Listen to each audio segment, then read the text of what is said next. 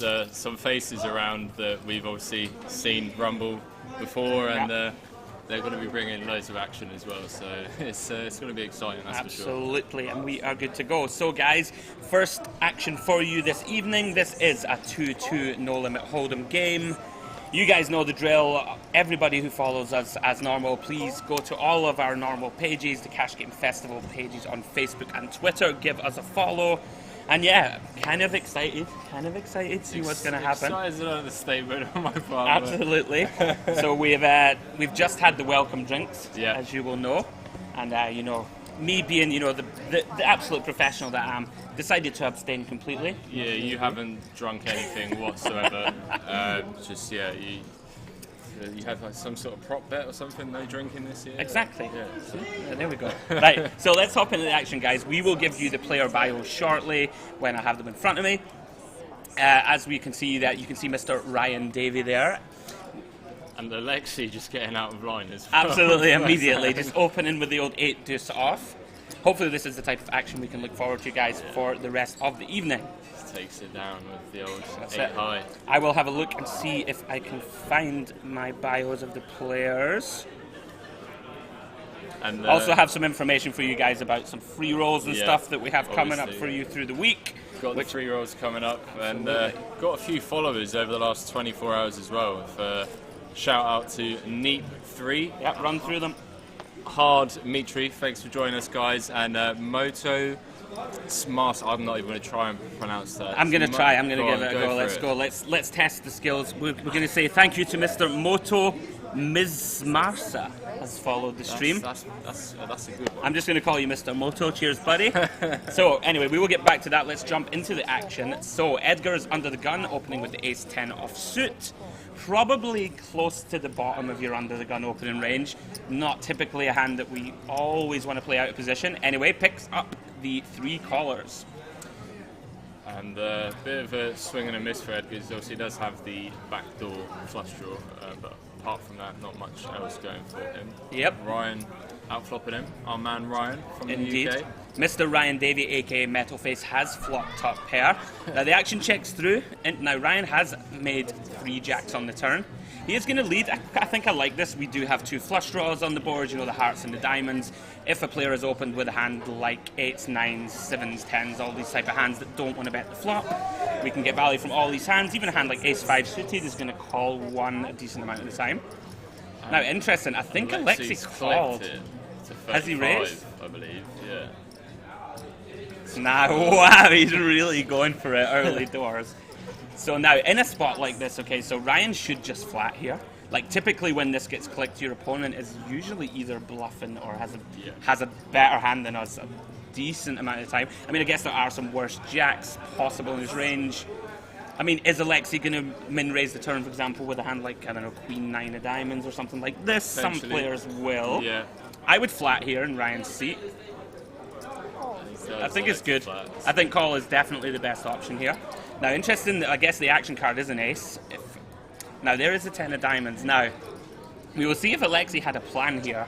You know, whether he decided, I'm going to raise turn and really blast off on this river. I mean, if he wanted a good turns, if he wants a good bluff card, this is it. To get Ryan to fold, though, I mean, like, he's going to have to move. He's going to have to bomb this, that's for sure.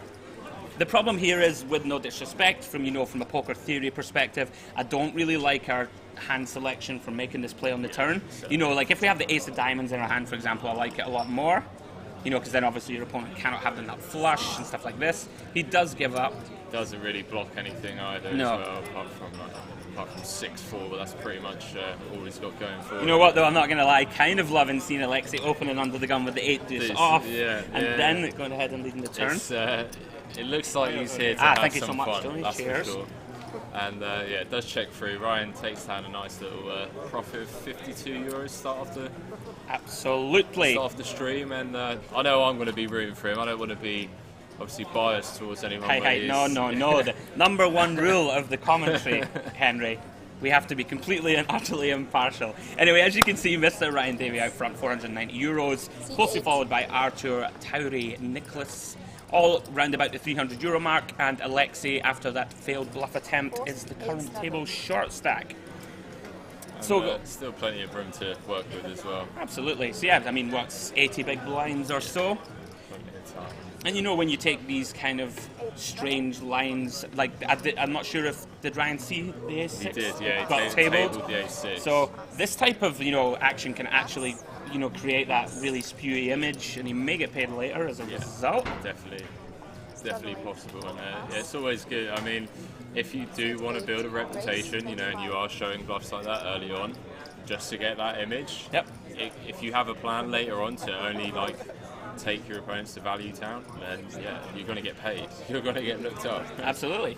Now look at the sizing from Tyree on the gun. Makes it 25. I'm not sure if there was a straddle. There was a straddle. Okay, this makes more sense. Straddle, I believe. Okay. And Tyree. So Tyree has elected to take the aggressive route with the ace-8 off. Artur has defended with the king-6.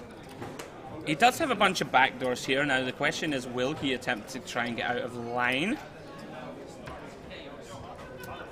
Tyree betting just about half pot on the flop. He pondered for a second there. He was thinking of doing something. But I think it's one of these awkward spots when Tyree bets 35 euros. You're already in a spot where you may actually have to play for stacks. Yeah. If you want a semi-bluff flop, you may have to shove a bunch of turns, etc. The pot becomes inflated. The turn, you're looking at 140 odd in the pot already, and it's Absolutely. like 2 SPR on the turn. So it's, Absolutely. So, guys, I'm just looking up the bios for you to give you some background information on the players. And, guys, as always, by the way, everybody in the chat, please feel free to interact with me and Henry. Give us any questions that you may have for either of us. I always love the interaction that you guys give for me. I love just getting rinsed in the chat, and I just love people like, Henry, what are you talking about, mate? Well, guys, if you want to give Henry some light-hearted abuse, then by all means go for it. But please be kind to me.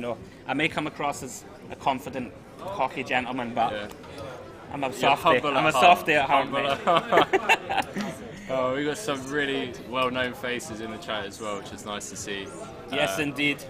Caddy, Booze Bougie, Sanch31, all in the building. Thanks very much, guys, for tuning in, and we've got 5 more days of this action to bring to you as well, so make sure you stick around for the rest of the week, because we've got some juicy games coming up. It's going to be awesome, guys. As you guys know, anybody who follows the channel, we will be bringing you guys 2 streams per day. We'll have a mixture of No Limit and some PLO, and we'll be playing from kind of these 2-2 games right up to definitely some 5-10, definitely 5-10, and possibly some 10-20 guys later in the week. So let's get back into the action in any case. So Artur is in the straddle under the gun. Tyree in the big blind has completed with the ace deuce of clubs, and Cara with the betting lead and the hijack has flopped a gut shot and the flush draw. Let's go. Wow, Artur is just like donk led here with the 9-6 of diamonds. He has, right, out of the straddle? Yeah. Wow. He's you know what, personally there, and if I'm in Cara's shoes, I'm just all in on the flop. He's going to take it down with 9 high as well. Wow. I mean, it looks... Oh no, I think Cara... He is. He's going to win this pot. Wow. Cara is absolutely hating life here, missing his gut shot and his flush draw. Yeah, that is the look of a man. That is the look of a man who is disappointed with life. How did I break? Wow. But there personally in Cara's spot, I believe Artur potted it for 55 euros on the flop, and we had like 190 behind. I think I just want to realise the equity of my 4-6 spades here and just move in.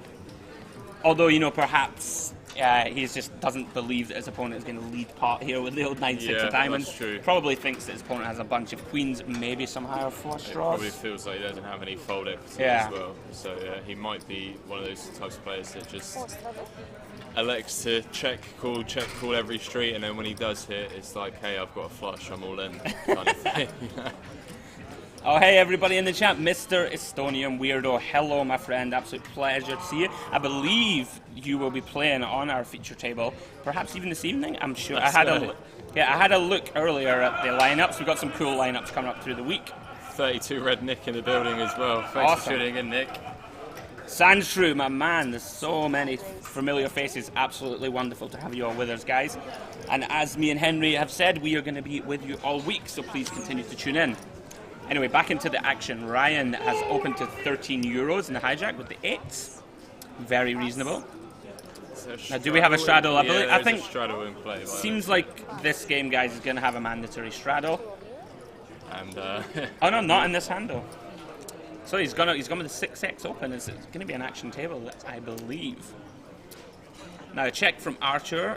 Question is, will Ryan elect to c-bet here or check behind? He does bet. Now, Archer with a backdoor straight draw and the backdoor flush draw. She just rip it in there, really. I'm not a big fan of this call, you know, out of position. I mean, as we can see, Ryan actually does have the type of hand that could, you know, be bluffed off.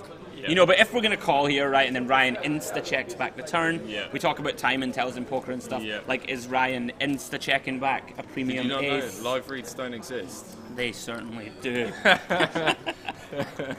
But you know there, right, I think that is an example of players you need to pay attention to, like, you know, let's just give Ryan the premium hand ranges of, like, you know, ace-jack, set of 9s, or whatever it may be.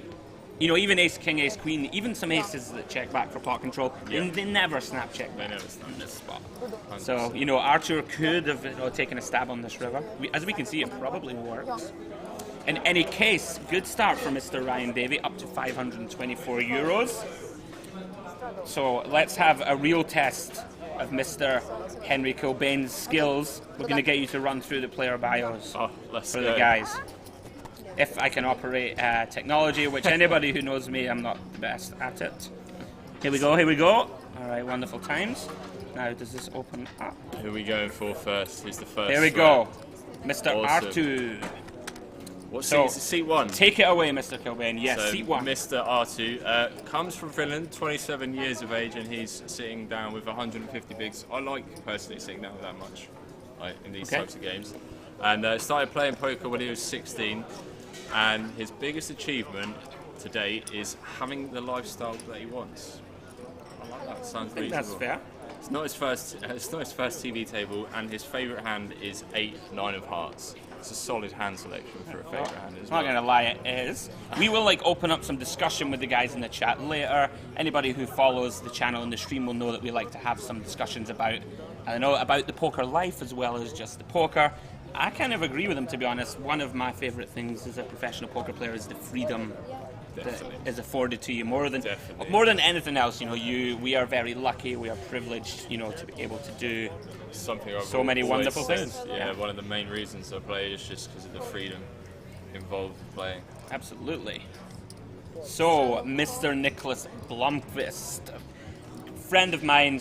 But there's no bias here, but there is some bias. Anyway, carry on. We will go through his bio now. So Nicholas is from Sweden, guys. He's in seat 3, 28 years old, bought in for €300. Also, he's postman. I did not know that. No, and he's meant to be a friend of yours. I know, Nicholas. I'm sorry, Great buddy. Friend. When did you start playing poker? When he was 18 years old? 18 years old. Oh, hang on, right. We will jump back into the action, guys, because I know you don't want me wittering on. So we have an open from Edgar's with the 6-4 of spades. Coward defending in the straddle with Queen 8 of diamonds. Now, I'd like to see Edgar's c-bet here, to be honest. We have no showdown value. It's the type of spot, you know, where we kind of just want to stab and try to take it down. Well. Absolutely. Yeah. And it does work. I like the bet. So, guys, Nicholas, biggest achievement. He qualified for the EPT in Barcelona. I think that might have been where I met Nicholas the first time. Favourite hand, 7 deuce off. What do you think, Henry? I don't believe him. You don't? I don't believe him. You believe it's a little... Unless he enjoys playing like the 7 deuce game, maybe, but it depends whether he tries introducing that to the rest of the table or not. Fair enough.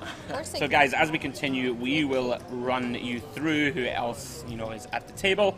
Anyway, we want to give a big shout out, as we're saying, with the pronunciation. Mr. XLXHX has followed the chat. Thank you, sir. Big shout out to Lord Ash Andre, Cards Itza 22, Spadini, Rotes Boyce, and Hallerstedt. Guys, I always find on these Eastern-ish European tours some of the pronunciation challenges. You do struggle. So I saw, what was the name? I can't even remember the bloody name now.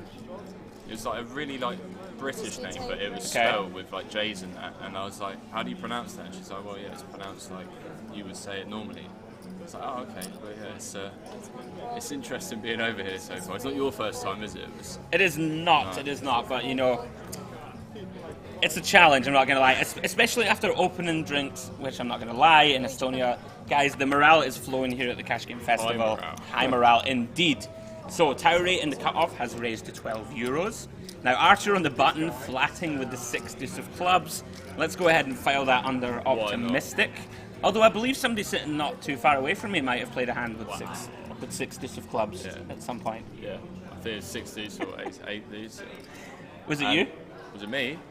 When? What? Did you not play a famous hand with the 6 deuce suited? Oh, against Monica. That's the hand I'm referencing, sir. Right, wow. Come on, keep up, Needles. Henry. Keep up, keep up. What a flop as well, look at this.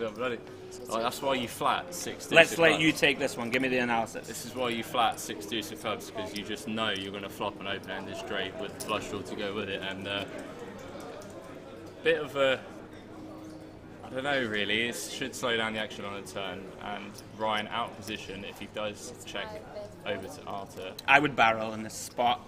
Like, you know, when we barrel here, Archer's going to have a lot of hands like Jack 10, 9, 10, hands like this. He shouldn't typically have too many 7x, although having said that, we can see he has a 6 deuce of clubs. Yeah. So based on that fact, actually means he probably has every 7x. Sometimes it can be difficult, you know, to get into the minds of some of these players. Now, this could work. So he has called the turn double barrel from Ryan. And then on the river, now this is where Ryan has to start running the hand through his head. Let's reset the hand. What value hands does Archer call flop, call turn, and then bet €60 into 160 on the river? Like an 8 is going to check back. Correct. I think that seems fair. Yeah. Hands like full houses are going to bet much bigger than this, right? Like if you're sitting there with quad 7s, etc., you're going to want to bomb, I believe. You know, for max value, represent some bluffs.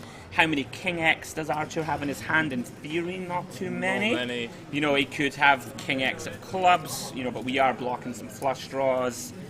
So these are things that players, you know, you need to be running through your head there on the river. What?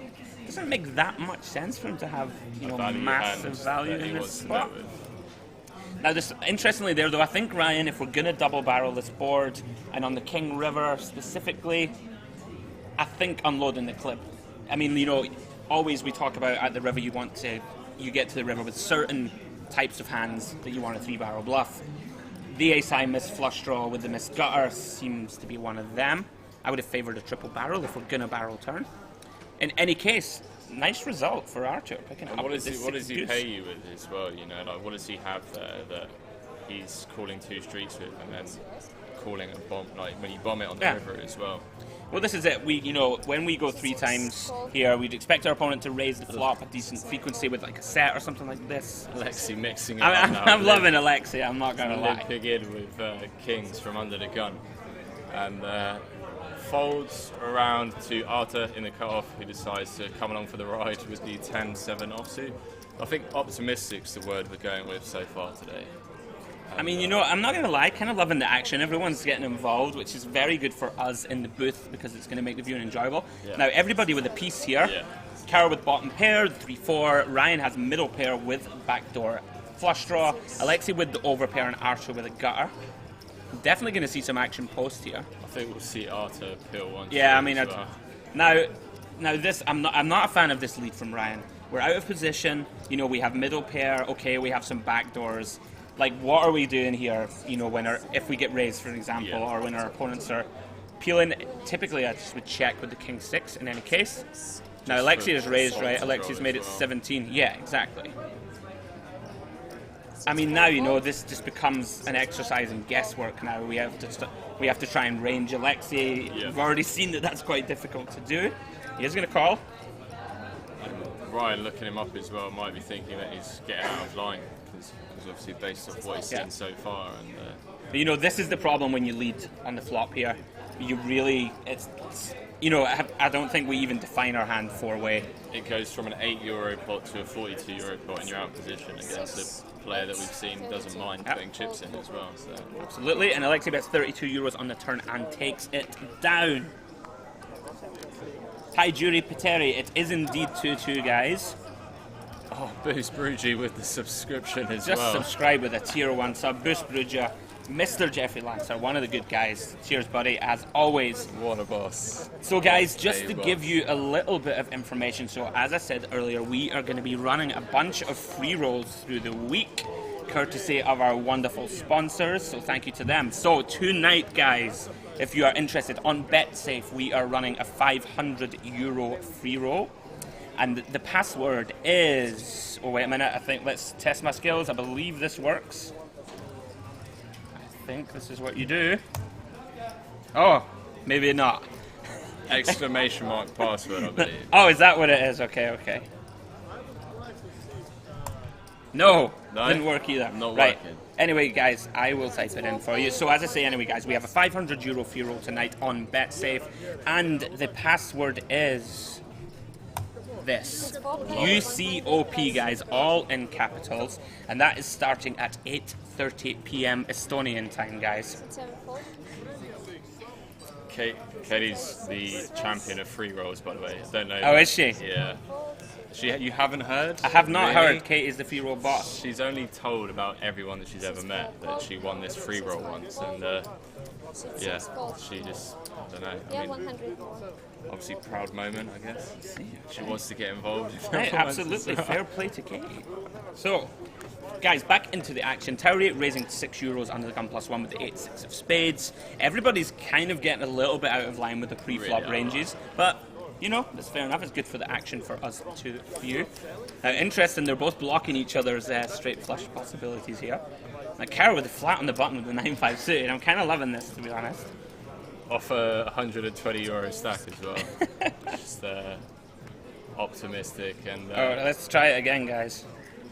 book the win. Henry, you take this hand while I try and sort It's this got out. to be a stab from Tari with the range advantage, significant range advantage, obviously, after opening from under gun +1. Bets €10 into 16 and takes it down. Carr snap folds the 9 high. And early chip updates. Carol currently nursing a 56 big blind stack. Alexei and Ed is hovering around their starting marks. I believe they both started with about €200 each, and then you've got Nicholas and Tari sitting on what they started with as well, one slightly over, one slightly under. 150 big blinds, and obviously Ryan up top there with about €430 to play with. He's obviously come here to play. Absolutely. Buying in for the max. You know what? I don't think we've seen anybody really knitting it up so far, which No. is pretty cool to It's see. been out of line so far, that's for sure. That's what we like to see, guys. Katie says, "You're making me blush. Stop talking about me." Well, Katie, you know, if you are defined in the chat as a free roll crusher, we have to acknowledge this monumental fact. So, anyway, Looks like we've got double straddle in play as well. So. yeah, I'm not gonna lie, we're loving this table, guys, so far. So, guys, so just to recap on the information, I did not quite finish my thought process. So tonight, guys, there is a free roll on BetSafe, €500 free roll. The password is UCOP, all in capitals, starting at 8:30 Estonian time. Now, also, I have been informed by the bosses that in Lithuania, they have a skin that is only active in Lithuania for BetSafe. Okay. So, guys, we are also running a €50 free roll just for Lithuanian players, and also with the same password and the same start time, guys, as this one. So, thank you to the people at BetSafe for providing the free rolls, and guys, fill your boots. Go and get some of that free money. I'm going to try and battle it out with everyone, I think. Yeah, you're going to jump in later? Yeah, I'll jump in and battle it out with everyone involved in the chat. See how we get on. We had a couple of deep runs in Bratislava. Yeah. But yeah, I bubbled the final table of the 32 red one, so it's pretty tilty. Pretty tilty. No one ever enjoys that, to be honest, huh? Now, interesting, so we will jump back into the action. Now, Alexei has raised from the small blind with the king-queen, makes it 6, and Tauri in the straddle with a pretty big 3-bet, makes it €32. Actually like his hand selection for the 3-bet. You know, ace-10 off is one of these hands that typically plays well as a 3-bet, doesn't flop amazingly well.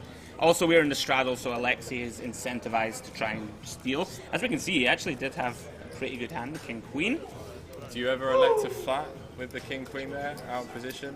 What, just limp versus the straddle? Yeah. Oh, you mean call the 3-bet? Well, no, just limp the straddle and then call a raise. Sure, you can. I mean, typically it will depend on the tendencies of the player in the straddle. I mean, you could actually do anything in that spot, to be honest.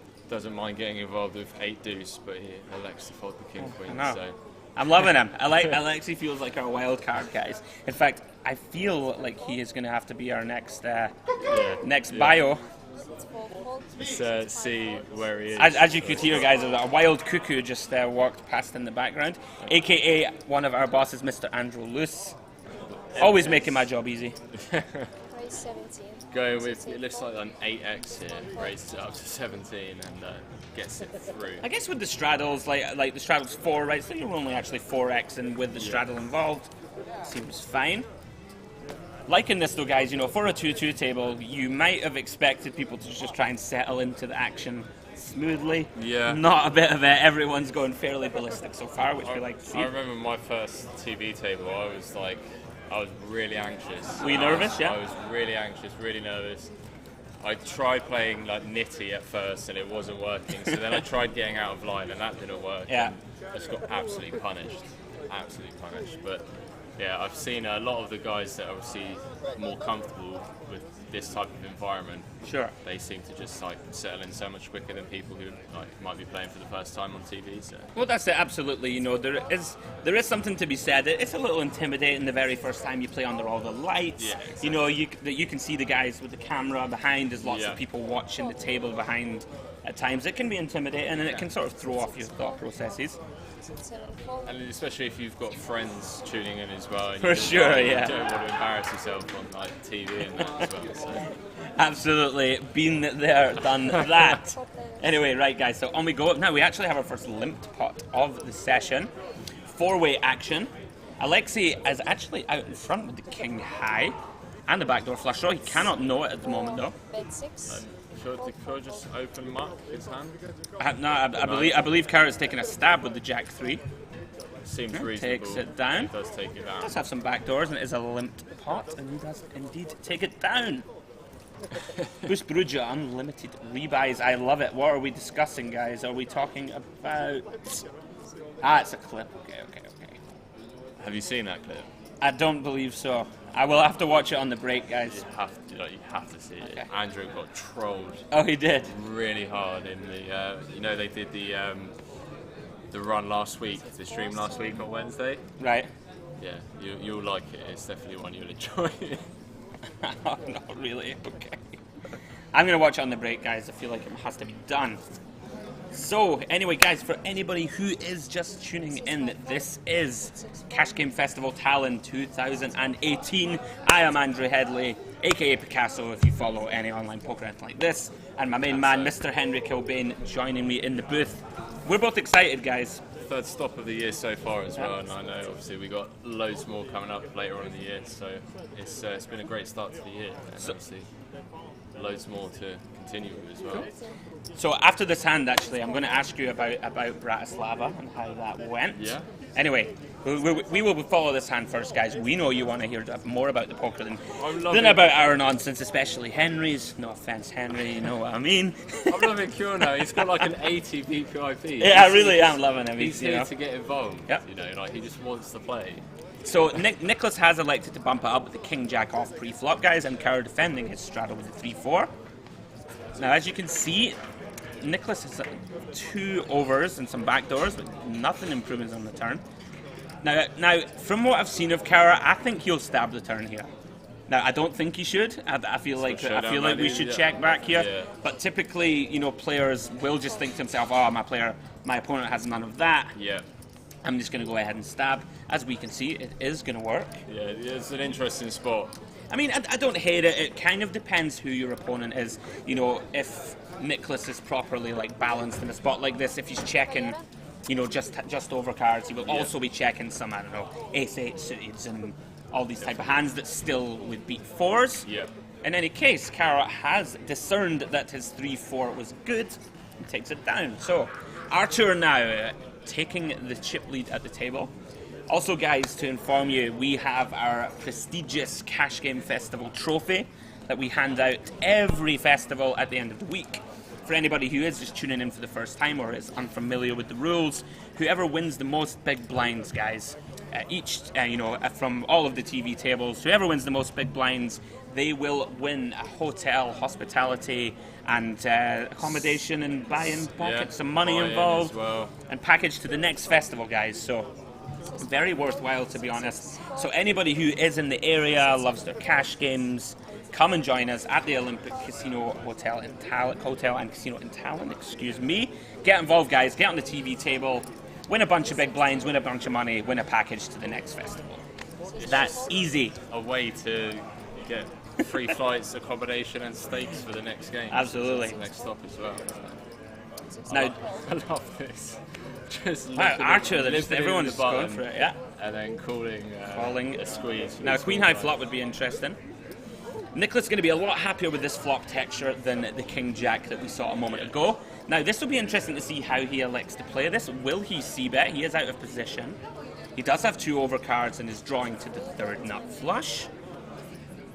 Now, as we can see, I would imagine Archer is just going to fold and this is going to work. Nice hand for Nicholas. Looks really happy with himself as well. I mean, as you can see, guys, people are splashing around pretty hard here. I'm kind of loving it. Not going to lie. Yeah. So, go on. No, I was going to say, I don't think it'll be long till we just see some like insane all-in hand for like 500-600 euros. You're just like, how has this gone all in? It's just like, well, he's like the way he's been playing, the image he's got at the table. I guess it kind of makes sense. But sorry, you were going to ask me something as well. Sure, I was going to say I was unfortunate that I missed the last stop in Bratislava. Yeah. So can you give us some lowdown on what happened, how it went? Yeah, and basically how everything was. Like the antics involved with the entire festival. I want it all. I want it all. I think like one of the most interesting things for me was having Franco on the final stream, which is where he actually won the trophy from. He sat down with 200 euros and spun it up to 2k in this 2-2 PLO wow. game. And it was just like... So he won 1,000 bigs? No, just under. Just under like 1,000 bigs. I think 800 bigs, 800 odd bigs. up, something ridiculous like that. And like, we had people tuning in asking, is this like a 5-10? We're like, no, it's a 2-2. Yeah. But like, players had over 1,000 euros in front of them. Sure. And it was just going in left, right and centre. It was just absolutely insane. Apart from that, I mean, for me personally, obviously I haven't been involved with the Cash Game Festival that long. I met everyone last summer at the Sunny Beach stop. Yep. And every time I come back, it's just like, you're in an environment that it feels like a family, you know. Like everyone here is super friendly, not only the people involved with the organisation, but the players that come along, you know, they're here to have fun. We went out to a karaoke bar. It was got a bit out of line, you know. Like what did you sing? What was your choice of? What was your poison? What did I go for? I think I jumped in a few songs. I think me and Monica did a Britney Spears song. I can't remember what song though. Hit Me Baby One More Time, I think it was, something like that. I mean, I would like to say I'm surprised at this song selection, guys. We did a couple of like the real Slim Shady with Jason. I have heard about this. This is legendary stuff. It's brilliant. And again, it was a local. It was a foreign stop, you know. But we've got into this bar, and the locals just warm to us. Everyone's super friendly, and it's always the way. Like from what I've obviously experienced so far, and also the activities as well. Like we went to this amazing winery. There was a massive barrel of wine that they had donated to Vladimir Putin, of all people, and like Queen Elizabeth and that. So there's loads of exciting things that you get to actually do on these stops, apart from just play poker. And that's it. Has he limped? Someone's limped kings again. Like. Guys, I will give you some further details about the activities and stuff shortly, but let's get into the action. Oh, he has raced. No, he has raced. So Towery Under the Gun won with the Cowboys, aka the Butchers, we like to call them, because he gets through. He's absolutely fuming. How? He can't believe it. Isn't that just the way of it sometimes? Everyone's involved in every single hand in some form or another. Yeah. You get the Kings Under the Gun one. You get aces. You just 3x it. Yeah. And then just folds through. And people have been peeling like 7x's and 6x's up until now as well. Absolutely. And I think the other thing of it as well, when I'm in the big blind, if it folds round to me, obviously in this game it can't happen because it's a 2-2. I never look at my cards. Because it's the most tilting thing ever to look down at aces. If you look down at 9-5, you're like, oh well, I look down at 9-5. If you look down at aces or kings or ace king, you're like, how's it folded round to me when everyone's been getting out of line the entire time? So he's probably a bit annoyed. So that's for sure. I do tend to do the same. So back into the action. Carrot in the cutoff with the 8-9 off. Now Ryan on the button. Now 3-5 of clubs. I'd like to see an open from the button. My favourite hand. You know, obviously it's a weak hand, but from the button, 3-5 of clubs, low suited connectors. You know, we have position, we can make big hands. Anyway, now Edgar's just making it 26. Loving the action here, guys. Like a nice little 13x raise. He really wanted the €4 of Archer. Picks it up. Oh, look at this. He gives it the show. This table's going to be fun, guys. I'm not going to lie. It is going to be fun. Yeah, the cheeky little smile. Roseboom, 900 bigs. You don't just butcher names. Also math. Slamming me because I said it was 800 bigs. Well, I'm sorry, Roseboom. Wow. You know, I took 2 separate flights to get here, to be here for you guys. I do apologise for being 100 big blinds out. It will never happen again. Who am I kidding, Roseboom? It's definitely going to happen again. But anyway, thanks for the correction, bro. And I believe, yes, Coolipilk said, I have been on this channel before. Are there any... Oh, hang on. Guys, the action is too much here for me. I cannot keep up. Trying to keep up. There we go. Coolipilk. Is there a free roll or giveaway today? Yes, there is indeed. There is a €500 free roll on BetSafe today, sir. It starts at 8:30 p.m. Estonian time, and the password is UPOC. They've also given me and you these awesome glasses for the stream as well from BetSafe. Guys, we have some BetSafe sunglasses for you guys here. You know what, Henry? I'm going to leave that to you, mate, for the moment. No. If you're not joining me, like, I can't believe you almost just let me hang myself there. All right, so Nicholas opening with the 7s under the gun +1, Alexi coming along with the 10-7 suited, and we have Tauri and Artur completing in the straddle and in the big blind. So Alexi doesn't know it. His middle pair is good in this spot, not anymore. Archer now has turned the second nuts and also has a flush draw to go with it. It'll be interesting to see if Tauri stabs. Looks like no, he has not. He was in the big blind. I do apologise. He checks. Now, he has a 6 high flush draw. I'm not a fan of this call in the slightest. I mean, he's really in trouble. He's really in trouble now. You can lose a really big pot here now. Now, the question is... No, I think he checked. And now Archer has snap bet 75. Yeah. Wow. Terry just calls. Gonna get the bad news that his flush is not good. This is the problem with, you know, check calling this turn. You know, even if you hit your flush, right? Number one, it may still be no good. Yeah. And number two, you know, if a player has his hand just like Jack 10 with no diamond, they're just going to check it back. Yeah. Some of the time. When the diamonds come in on the river. Absolutely. Yeah. So it's one of them flush draws with 0 showdown value as well. So you've got nothing to go with it. Absolutely. Booze and Weirdo, Wacky Jackson in the building. Wacky Jackson in the house. Cough, cough. Mr. Jason Glatzer, the one and only. Cheers for joining us in the chat, buddy. Boost Bruja, at least make Andy shout out the subs. Okay, Boost Bruja has subscribed. Tier 1. Let's give him a round of applause. Good man. Thank you also to the True Triple 3, well, the True Triple and Fabulous who have followed. Thank you guys. We hope you're enjoying the content. And Booze Bruja has gifted a sub to Katie, or Caddy as well. How did I do that password thing again? You just got to type it in. I don't think exclamation mark. No, it did. It came up last time. I did it? No. Nope. That's the Stay Hydrated bot letting us know that we need to drink some water. Well, the Stay Hydrated bot. Cheers. I'm having a water now. Guys, the password is UPOC, okay? And I will brush up on my technology skills, I promise. 8:30 Right, local. go ahead and as take well. this for me, buddy. Yeah, no worries. So looks like Nicholas has just called from under the gun with pocket threes, and then Cower has raised it up to €12 from under the gun +1. Tarry elects the flat ace queen offsuit from the small blind. Arthur never letting go the king deuce of spades, and leaving Nicholas with a really easy set mind kind of hand. And do you 4-bet?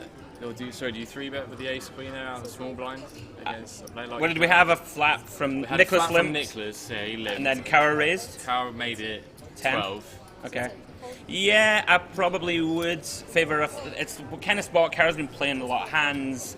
You know, ace queen off, out of position. When we flat, we are liable to go multi-way. Yeah. I think we can use it as a 3-bet. Probably 3-bet folding though, which kind of sucks with ace queen. Yeah. But, you know, a decent amount of the time, Kara's just going to have to fold. In any case, Kara does have the best hand here with a pair of jacks.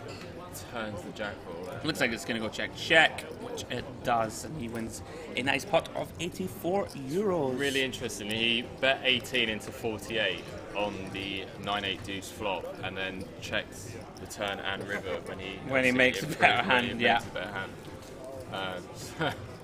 It's an interesting line, that's for sure. But we'll see if he starts. Yeah, I would have liked to see him go for some river value, I think.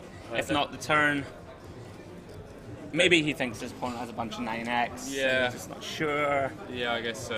Yeah. Obviously, some of the straights do get in there as well, so it's not the worst check in the world. I'd like to see a bet, like a very thin value bet on the river when the opponent checks back 2 streets, but hey. I mean, I don't think it would even be too thin, to be honest. It seems like, you know, if your opponent has something like a hand like Queen 10, I think they lead the river. Yeah. Even like 9x, right? They're going to lead the river a lot. Yeah, so exactly. we could probably value bet that river like basically always. But in any case, takes down a decent enough pot with the King Jack. Now round 2, Tauri folds. R2 in the small blind with the King 8 of Hearts. Looks like he might have gone for a limp. I don't mind this. The straddle in play as well. Yep. Nicholas completing in the big blind. Kara is going to check his option from the straddle with the Queen 3 offsuit. 3 players. So it's 1 Now, red, Nicholas has flopped the best hand with bottom pair. Archer has backdoor straight and flush draws. I kind of like how he really is mixing his play up. You know, like when we lead 15 here, do we limp in with that many ace sets? Yeah. You know, do we from the small blind against them? Don't think we really do, but in any case, it looks like it's going to work. And it does. I'm honestly going to try and stop guessing Yeah. what players are going to do, because This table, I'm not going to lie, this table is tough prediction-wise, guys. Yeah. I already feel like I've been kind of looking a little bit foolish, a little bit. I think it's been a while. It's been a little while since I was in the Cash Game Festival chat. Yeah. I'm going to have to sharpen up. I'm going to have to sharpen up my commentary ranges, I believe.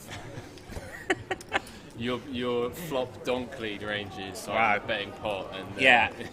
I mean, you know, with all the backdoors.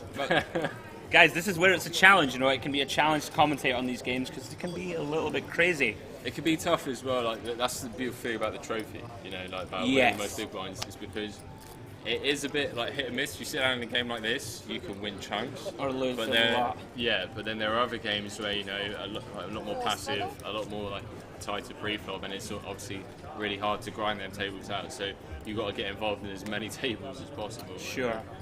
Give yourself a chance of winning that trophy. I'm loving them shades, by the way.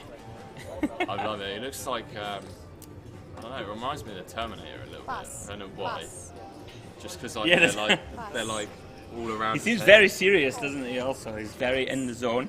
At least he's keeping his limping range really well balanced with the 8 deuce and the kings as well. You know, like, Yeah. well, I like it. Yeah, I'm why not gonna lie. keeping it balanced. So why not? Hey, Actep Zadorno says hi. Hello, my friend. Welcome to the chat. Thank you for joining us.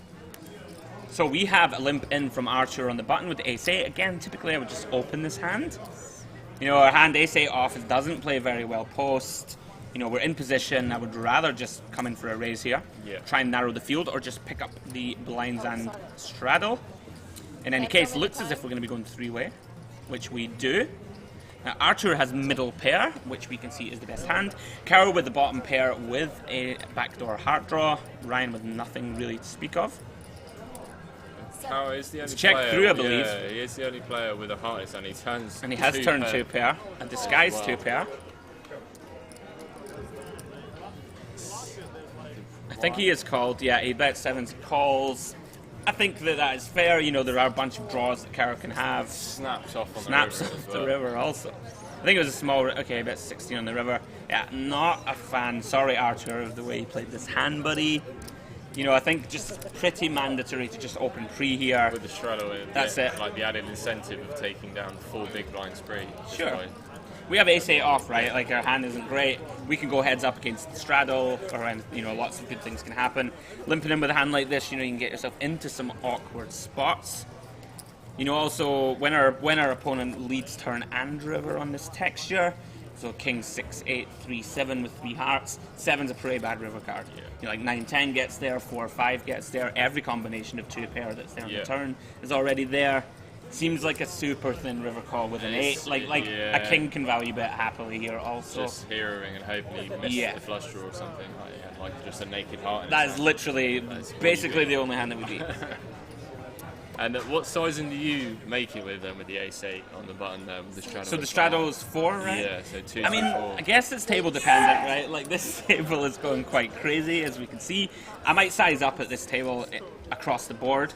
Seems like people are splashing around so much. I don't know. You could probably just go in the range of 3.5 to 4x. Seems absolutely fine. Reasonable. Yeah. Very reasonable. Can we see a 4-3? Wow, yeah. If we see a 4-3x flop here, guys, I will eat my hat. Wow. So we are going 3-way. Set over set. And we get the very boring ace-jack 7. Now this is going to kill the action a lot. Although I'm reticent to say that at this table. Yeah, that's true. Now it's towering to see that. I mean, to be fair, he does have 4 high and only backdoor straight and flush draws. We can see this is going to work, unless Alexei decides to get really out of line. Everyone's just loving showing the bluffs. It's pretty crazy stuff. Table's the 4 high, and but again with the range advantage pre-flop as well. With the backdoors, I mean, or are you just like you're like no? No, I'm okay. I'm okay with the c-bet here. I don't mind it. I mean, it's basically the only way we're going to win the pot. Yeah. And just at this table, I would be thinking that I'm going to have to take off here with like triple barrels and stuff a lot. Yeah. I just feel like I'm not getting c-bets through. But triple straddle in play as well. yeah, I'm loving this, This guys. hand, The triple so- straddle is in play. So Edgar's and Alexei have got like 10 bigs effective now. And Ryan, even though he's got 450 euros, he's only got like, what, 20 or 25 big blinds? No. Effective? Yeah. What's the straddle? 16? Pass. Yeah, okay. Yeah, right. I didn't realize it was up all the way to 16. Yeah, it's just absolute scenes for a 2-2 game. Yeah, we're loving It's the it. first stream as well. Now, Edgar's is in the straddle with the 3-4 off. Everybody else has folded round, so he's in the first straddle spot. And he got out of line last time as well, Yeah. he showed the 9-3. He did show it. Yeah. He's going to let it go. Yeah, that's why. Raise 50 seats. Towery this size. It looks like we're getting a triple straddle that gets walked, perhaps. No, he's made it 50! Loving life. Although that is only 3x, right, if the straddle is 16, Yeah. so it's actually okay. Yeah. It's reasonable. Now, Archer with a difficult decision with the king deuce off. Obviously, in general, right, there's going to be a snap fold, but when there's so much dead money out there, we know that the second straddle is going to go after us pretty wide. Yeah. Oh, he's Alexei Is he flat? I'm not loving this. Not loving the flat. I do apologise, Archer. Like, the king... I mean, he is in position. It's just so hard to win this pot. Yeah, but it seems like flop like this where you do pick up a piece, like he's gonna fight. He has to fight, right? After making it 53, he's gonna make it like what, 60, 75? I mean, And I for don't stacks. want to say that you have to fire, but with this hand on 7-6x, 3-4 is not a great hand. It's one of the better flops, I guess. So I would see that, although I doubt I make it 50 pre with 3-4 off. I would just limp. Archer raising it up though, I like that. Yeah. He has bottom pair and a backdoor flush draw. Towery made it. Oh, did he have threes? Pocket threes. See, that makes a lot more sense. Yeah, he did. Sorry, apologies, guys. We had a little error in the graphics. See, that makes much more sense now. Yeah, Okay. That's fair enough. And he obviously c-bet for 53 and then just got put in an absolute bin. He did get put in the bin there, I must say. In the dumpster, unfortunately. So, guys, Psychgasm, pleasure to see you back, my friend. Oh, wow. Krypton173, hello, everybody.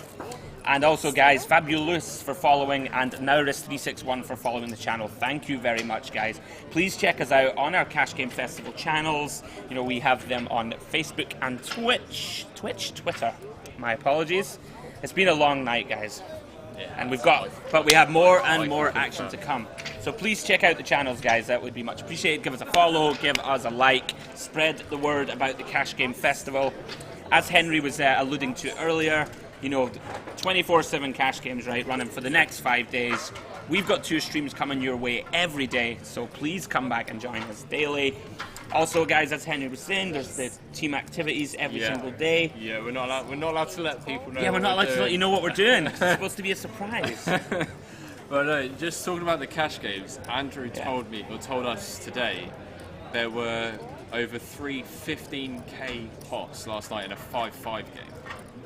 In a 5-5 game, and I had my name on the list. I think one of the local guys 15K. had his name on the list.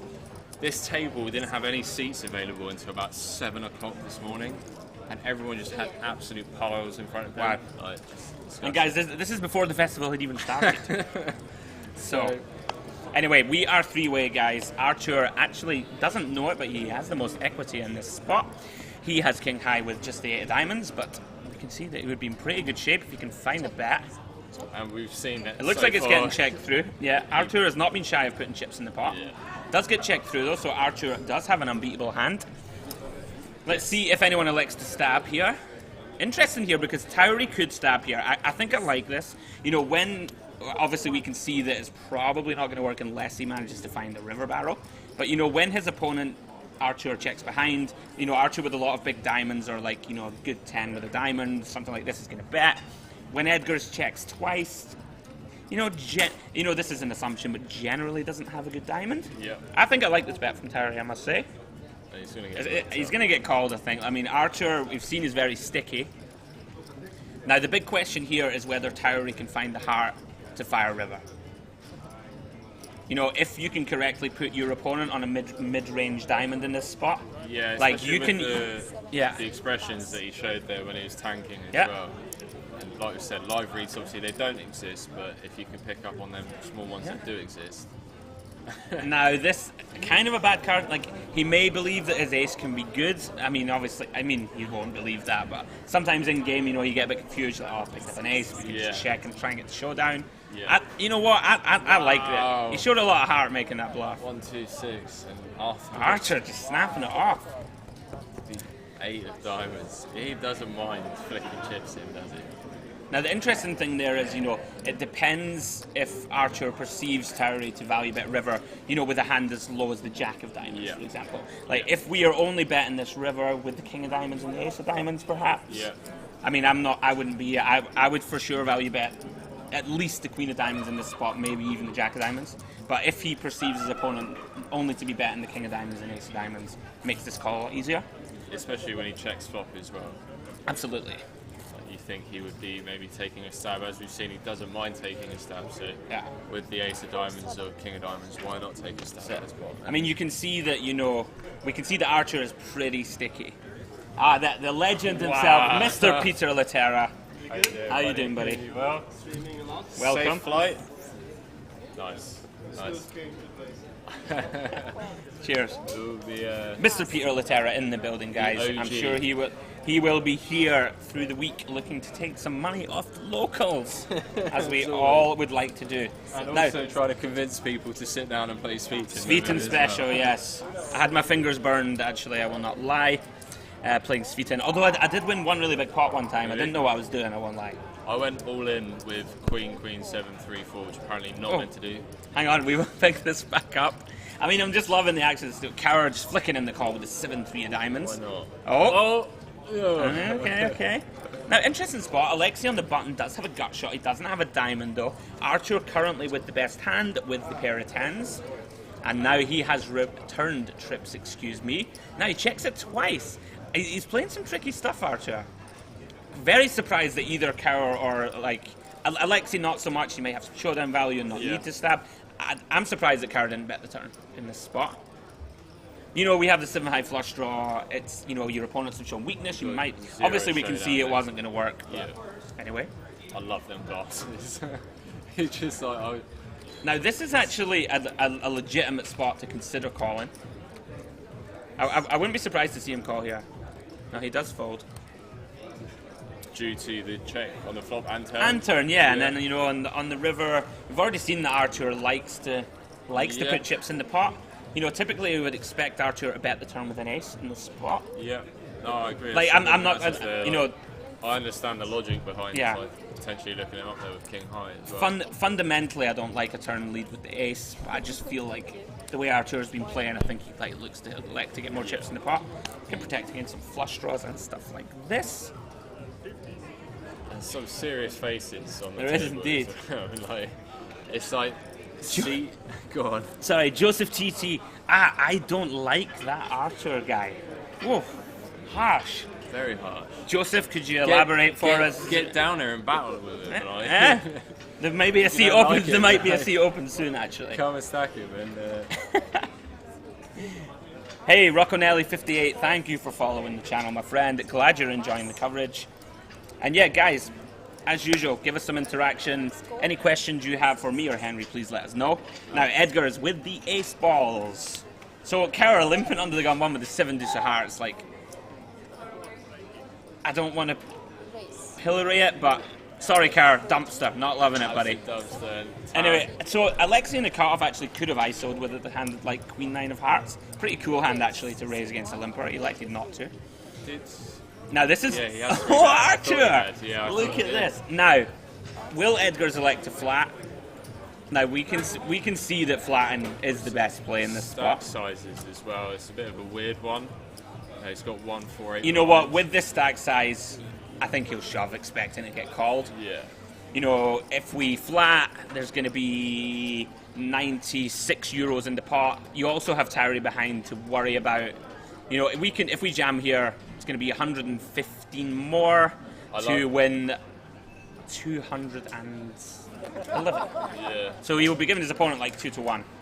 I love how Basically, he if he looks jams. really confused. I'm loving this live, yeah. Hopefully he doesn't Hollywood this I up really too hope much. he doesn't 4-bet either as well. It looks like he's trying to 4-bet. Oh yeah, this is the worst. This is the worst option. Oh my God. Archer just fist pumps it in with a King 10 suited. All in.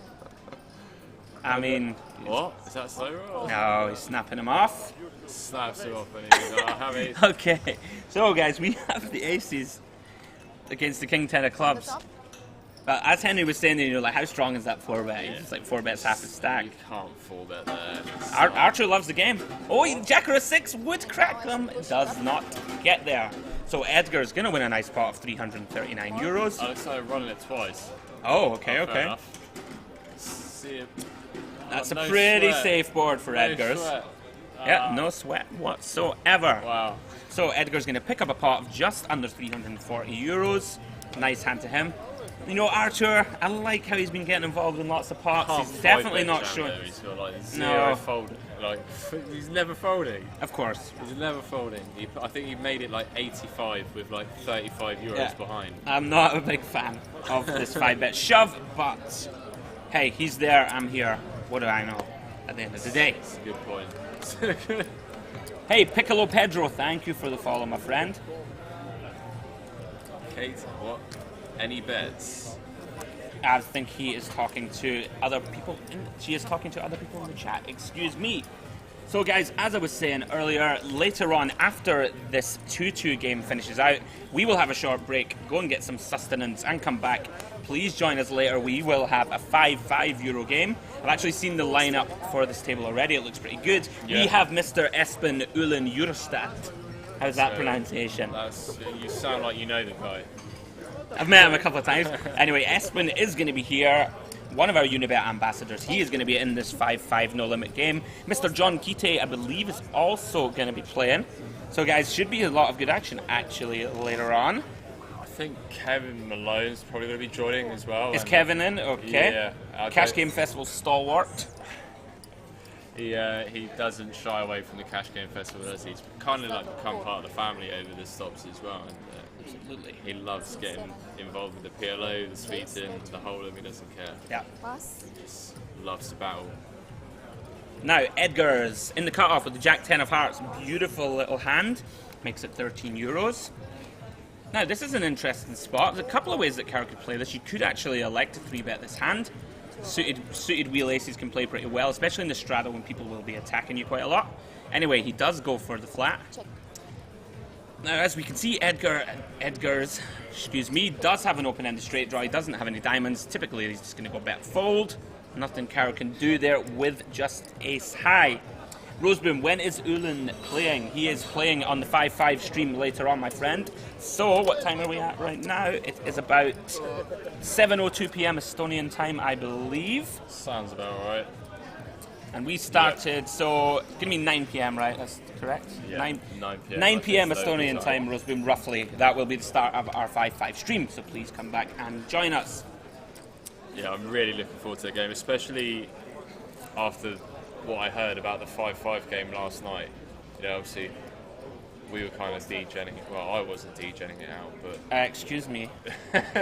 we weren't playing any poker. But yeah, 15k pot or 15k pots. That is Or, pretty like, absurd for a 5-5, Yeah, I must say. a bit insane. So guys, we did say we would run through the rest of the players' bios. So Mr. Kaur Ajama from Estonia, 28 years of age. Started playing poker 12 years ago. Biggest achievement, cash in some tournaments. And it is his first TV table. There we go. We did discuss how you can be a bit nervous sometimes. You know, I think he's doing fine. I think he bought in for 300, right? So he's round about where he started, which is fine. And his favourite hand, 7-8. It is nerve-wracking the first time. The first time you're on one, it is. I don't blame anyone that struggles the first time that they sit down I at agree. a TV table. And I love Art. He's just like he's staring everyone down. He's just like, You know what? getting out of line. I like how Edgar's is like Edgar's is going for it also. It's pretty cool. Now Archer not going anywhere here with a 7 with the nut flush draw and an overcard. Does he just call? He does. Interestingly, get Kara off the best hand. Folds his 8. And Kara's hating life now. You would see that he would have river trips. Look at the heart from Edgar here. And that now, if we're going to bet turn, I really like this river bet. Because, you know, our opponent has all the draws, Queen 10, all the club combos, some of the diamond combos that didn't elect to bet the flop. Yeah. You know, I'm like, this turn bet is like super dicey. As personally, if I'm going to choose a hand to bluff with, it's not going to be the 3-5 of spades on this board texture. But you have to admire the heart of someone who recognizes on the river that, you know, my opponent has a lot of draws. Take this down. So well played, Edgar's earning that pot, 162 euros. He's here to play. Yeah, For sure. showing the 5-3 of spades also, you gotta love it. I feel like everyone's just trying to needle each other as much as possible because I don't think anyone's bluffed and then just like mucked their bluff. Yeah. Everyone's just tabled it so far. So it adds again like an interesting dynamic to the game. You know, Absolutely. when people are just tabling their bluffs, getting out of line with 8 deuce, and it gets you paid in the long run. It does get you paid. It'd be interesting to know. You never know. They might have some side bets, guys. Sometimes, you know, at these cash tables, you can have some prop bets with your opponents where, you know, you say whoever runs the biggest bluff, we might all pitch in some money, stuff like this. We need to come up with some prop bets as well. We do. We do. Hey, right, guys, in the group chat, how about it? Let's have the best possible prop bet for the week for me and Henry to do. Right? Give us your suggestions within reason. Nothing too deviant, nothing too disgusting that's going to get me in trouble with my mum. Nothing too horrific. But give us some prop bet ideas. I'm in for a prop bet. Okay, I mean, what do you think about the one that I offered with the just random random seat selection per stream? And we both like put in like 10 euros. We both pick a seat at random, and whoever's seat does the best over the duration of the stream. You pick the seat before you don't get to see who's in it. Okay. Before we even know who it is. But so 10 euros a day. 10 euros. 10 euros a stream. Okay. And we both just pick a number at random, so 1 to 8, and then. And whoever wins the most. Yeah. So even if they both lose money, I'm in. They both lose money, I'm in. He doesn't even need convincing. I don't even need to know. I'm in. He's in. Let's see what the chat comes up Oh with. God, Roseboom push-up prop bet. Yeah, I'm in. I'm in for that. Come on, I'm in for that. I'm 34. You've seen this kid? I'm in. Have you seen him? I'm in for that. Have you seen him? He's carrying a few less bushels of weight than my lovely I'm self. definitely in for that. I feel like Roseboom has thrown me under the bus on this stream so far. Yeah, it's like you could have mentioned like the best beard prop bet or something, and we have a clear winner over here. You know? Roseboom's hating it. Lame €10 bet. All right, well let the chat choose. Then, you know, like let me get right here. Chat mod silence Roseboom. Here we go. He is a mod. Oh, is he? Yeah. Oh well, never mind. Warn warn yourself, Roseboom. I actually love Roseboom. I'm only kidding. We always have this banter every stream. Pleasure to have you as always, my friend. I just got to give a massive shout out to that most recent follower. It's a friend of mine. Go for it. Odgradishtism. It's a village. Odgradishtism. Yeah, it's a village in Bulgaria, and it means I'm from Gradishte, which is a small village. Oh, So I think I know who that is, and thanks for tuning in, guys. Okay. And we've had some fun already. We're only about an hour in. Yeah. I mean, we're loving the banter, guys, as always. And Piccolo Pedro hitting the follow button as well, and rocking out 5'8". Thank you very much for hitting that button, guys. Obviously, that will allow you to know when we're going live for the rest of the stops this year. So thanks for hitting that button, guys. Sure. Kara picking up. Now, again, Mr. Archer, sorry to interrupt. So, Kara actually ISO'd free here with the 8-9 of clubs, which I like. It's just like everyone's so sticky. Archer, he just does not want to fold. Now, I love this river bet from Kara. Especially when he's been really... He's been pretty snug, right? He has. hasn't gone ballistic with bluffs, that's for absolute He sure. has been really snug. Now, if you get called here by Archer, you definitely feel disrespected. Yeah. You know what I mean? Like, if you get called and he flips over the 4 deuce here, I might leave, I'm not going to lie. You've been folding, you're getting stressed out, you know. You keep rivering trips, but you've been bullied out of the hand on the turn. Yeah, that's it.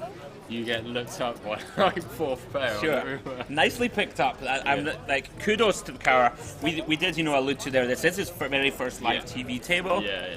As we were talking about there, it's a stressful time. The first time under the lights. If you're not used to the pressure, it can be tough. It can be tough for sure. I remember, for example, when. What was your first TV table?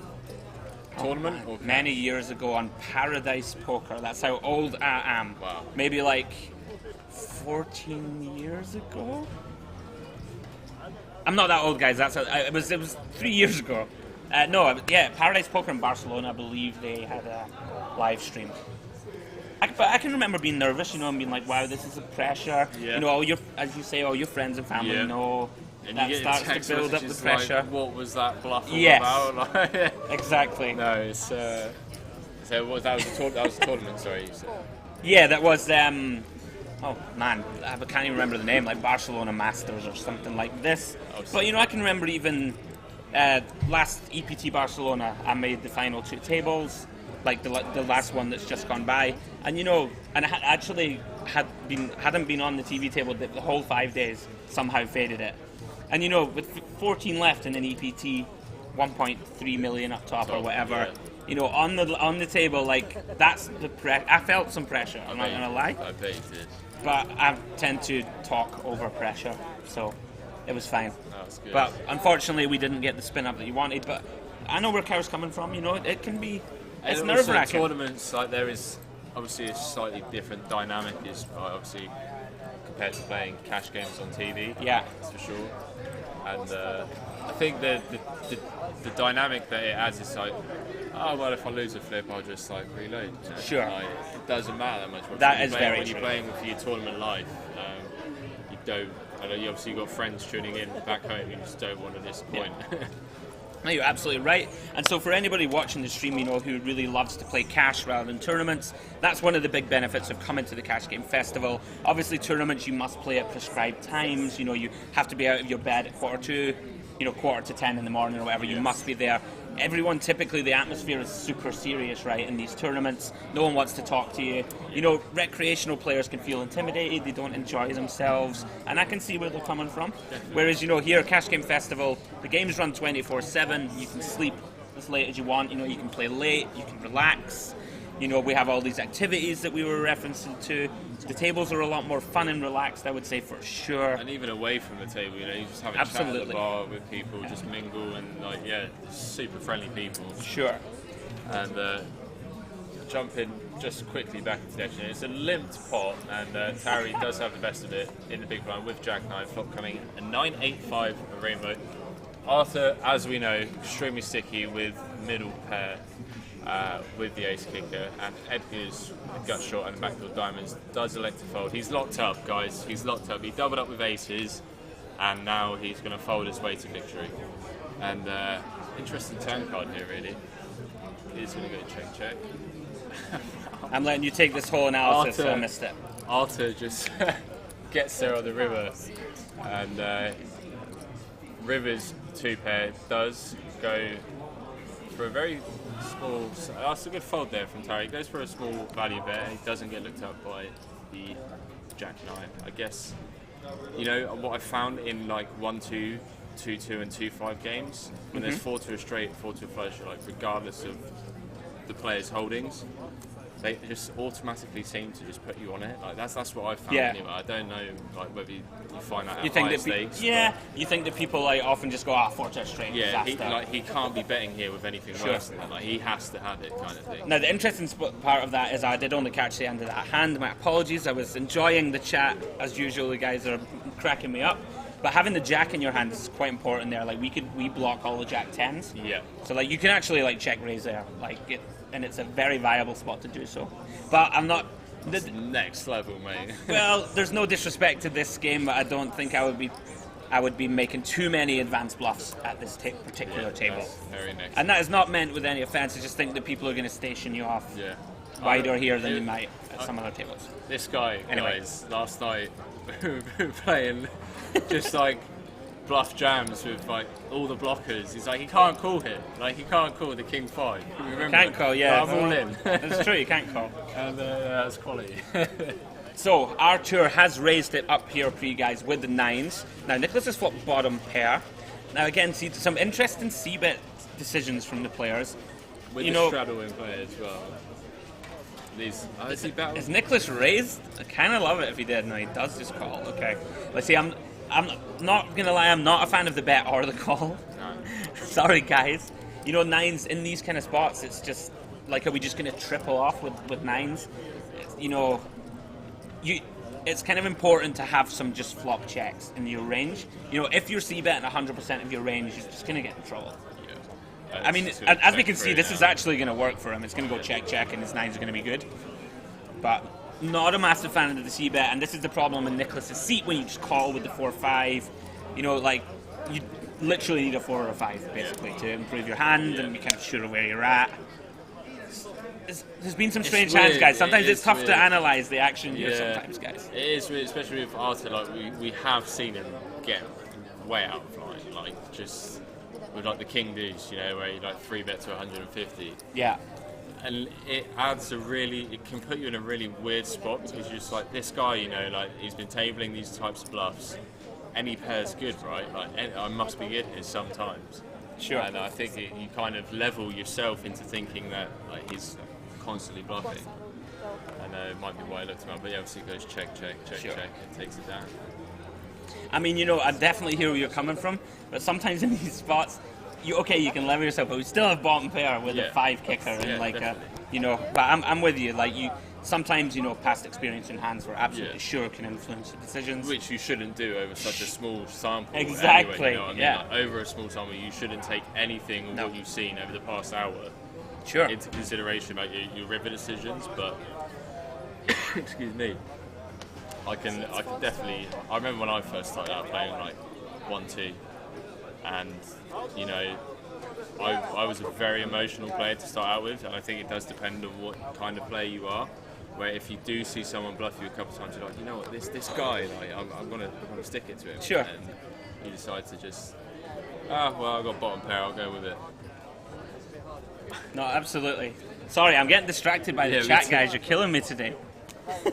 Anyway, thank you, Ribhos, for the follow. A big love to you. Thank you for following. And as we alluded to earlier, guys, if you check out our pages on Facebook and Twitter, you'll get all the cash game information, information that you need. You know, where our next stops are going to be, when the streams are on, etc., etc. So check them out.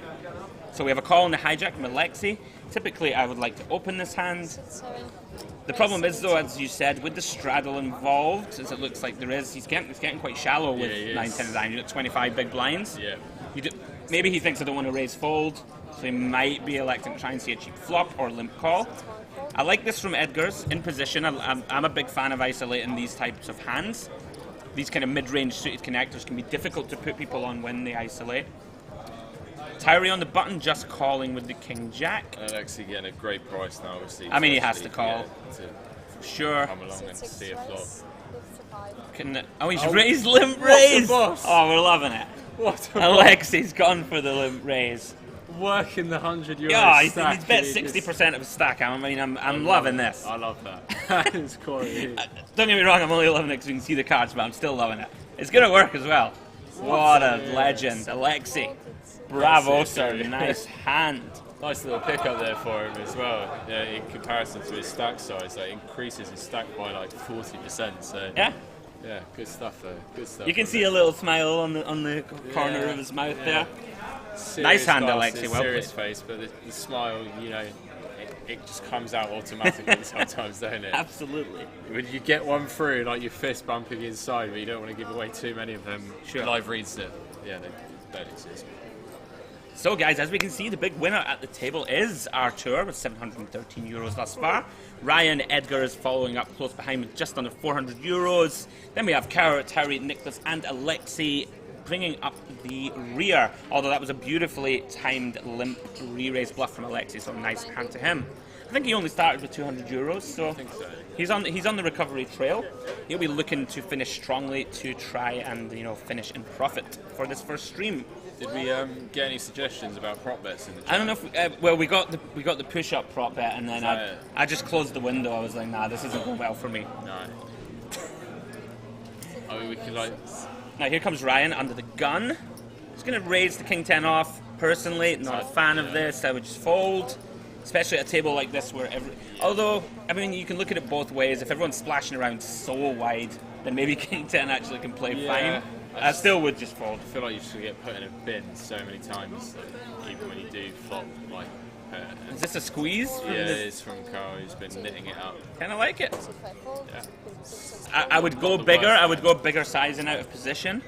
You know, we are out of position against 4 players, We know and Arthur's not we've going only anywhere. 3.5x 3-bet. Is that a new player at the table, I believe? 2 players. Oh, now he's gonna get in some trouble here. Now Archer should really just flat here. It's really a disaster to do anything else. Depends if he thinks. No, this is good. This is good. Now, if the turn is an ace or a club here, then Kara's going to be in real trouble. Now, will he elect to barrel off in this spot? We haven't seen him go absolutely crazy, right? It's a big bet from Archer. He's betting close to 3/4 pot. Yeah. I mean, I'm not a fan of this with boat. Is he ever checking any overpairs here? Never. He should be. He should be. The question is, I'm not sure if he? he is. Should be checking some frequency of overpairs sometimes. And it looks really frustrated now. Yeah. It does look frustrated. Absolutely. Never nice when you don't get action with your full house. Katie, how can I manage playing the free while watching a football match at the same time? I don't know, laptop and TV? Like, it's No. not rocket science, is it? Oof. Like, Meow. well, it's not Mr. rocket Henry science. Kilbane suffers no fools. Hey, that's all I'm going to tell you.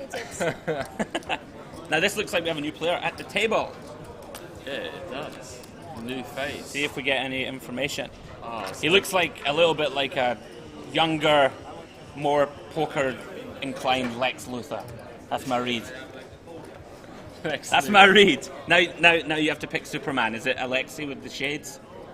No. No. No. Who's your Superman? Well, I'm gonna have to go seat 8 actually, just because of the blue polo, Seat 8. the blue shirt. You know, Superman. He's like Yeah, white, okay. You know, he has the Superman costume on underneath it. Oh, look Goes at it. down a few buttons. Yeah. Sorry to interrupt. Yeah. Now this is interesting. So Alexei limps under the gun.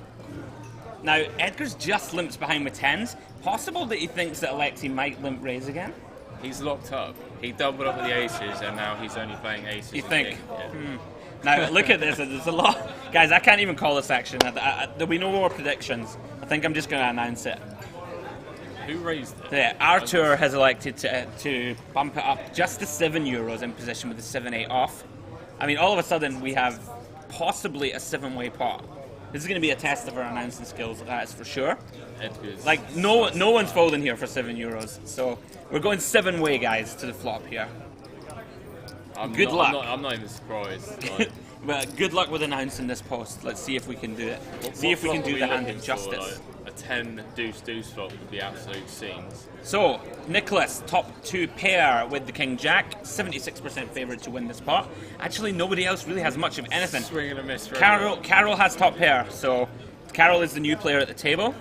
Basically the only person who can get into any trouble here. Yeah. Now let's see what size in Nicholas attempt. It is a wet board.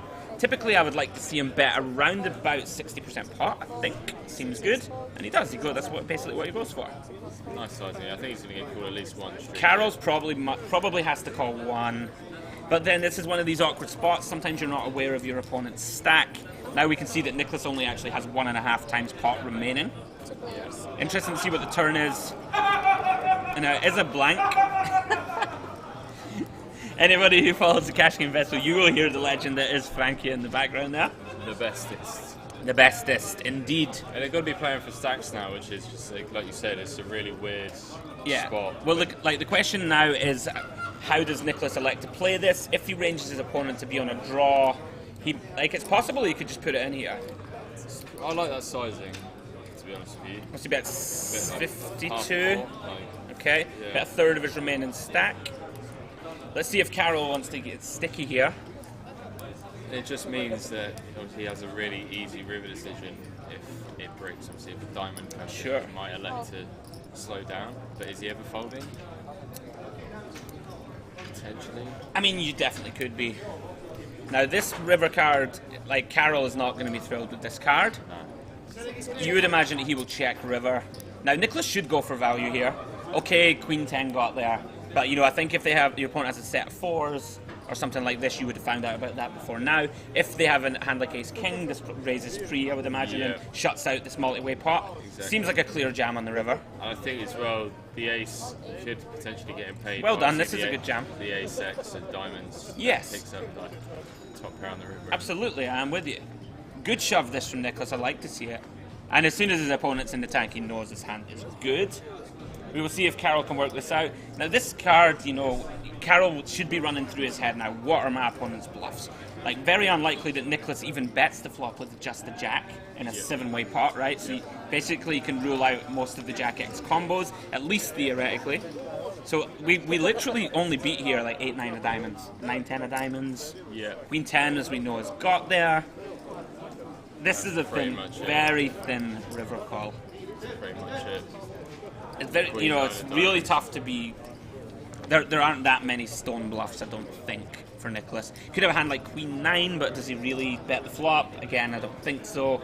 So, typically we're going to be facing a bunch of 2-pair combos, maybe some combos of Queen 10 and the rest flush draws that are bricked. That's a nice little pickup there for Nicholas. Very nice pickup indeed for Nicholas. Going his way. Rosebroom with the troll, I'm loving that. Bruce Brugge would have checked behind.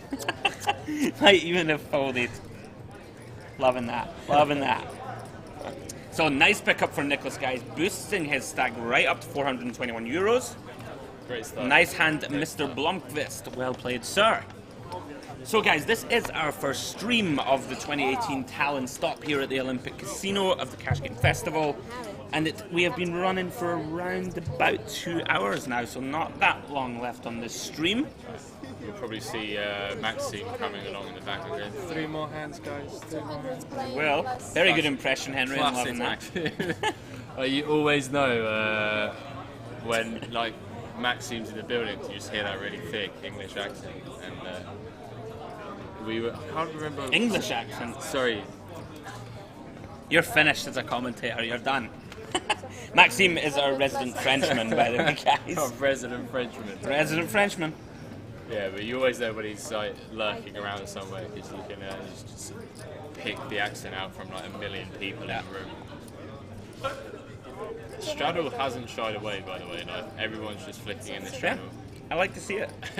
I think Arthur's saying, I'll put 16 in if you put 8 in. There you go. There you go. He has done it. So guys, we have a triple straddle in progress. See if we can get some big action pots before the end of this first stream. I love that. It's like, if you put 8 in, I'll put 16 in. And Carol nursing the 31 big blind stack. I know, right? The hijack. with Ace King. So Carol is reloaded, right, after losing that pot. Yeah, it looks like it. So typically, going to want to make this around about 40 to 50 range, I guess, with the 16 straddle. Sizing. I think he'll go 40. That's a prediction. I've stopped trying to predict so far. Look Boom. at that. There we Boom. go. Still got it. I like this sizing because, you know, he's going to have position on the third straddle, and Archer's pretty sticky. You know, we definitely want action with Ace King against his whole range. Yeah. And, Ooh, now Alexi this is should good. be all in. Should be all in. Now flat in here would be a mistake. I'm not a fan. Pain. I mean, you just have to put it in here. You're giving people the price behind now to come in behind. Hand like Jax is vulnerable. Yeah. And there he is, the legend himself, being very charming in the background. Mr. Espen Jurstad in the background is in the house, giving me a warm welcome. Thank you, my friend. That's very nice of you. Harry coming off the ride. Alexi this is a super vulnerable spot he's put himself in now. Gonna go 4-way with a hand like Jax. You know, we have half pot. Yeah. Should have been all in pre-Alexi. Hopefully for you, 4 players. you get a decent flop texture. And you have not. Although, to be fair, he's going to save money, I guess, because he would have been busto. Would have been going all in. Well, he would against have Ace backdoors, King, to be but fair, with the spades. Now, Carol should c-bet here in a 4-way spot. In a 4-way pot, I'm not thrilled about having to c-bet this board, but Towery and Alexi are relatively short, so, you know, it's not like we have to play for our entire stack. Only Archer is going to make us have to do so. What kind of sizing would you like to go for? It's a very draw-heavy board, actually, so... 120, like 2/3? So not 2/3, like 3/4? That seems okay. I typically go about 110 or something here, I think. A little bit less. Maybe, you know, in that range. Is it 6-4? Carol's got 105, which seems good. And as we can see, it's just going to get through. Takes it down, and yeah, I guess he does save himself 90 euros there by electing to slow play with the Jacks. You know, that's just a function of, okay, sometimes you want to see a safe flop or whatever to get your chips in. No. Yeah. Yeah, you don't. You know, triple straddle, under the gun, has just lost yeah. a pretty big pot. He money opens, we behind. have the Jacks. I mean, I'm just fist pumping it in. Of course you are. Anyway.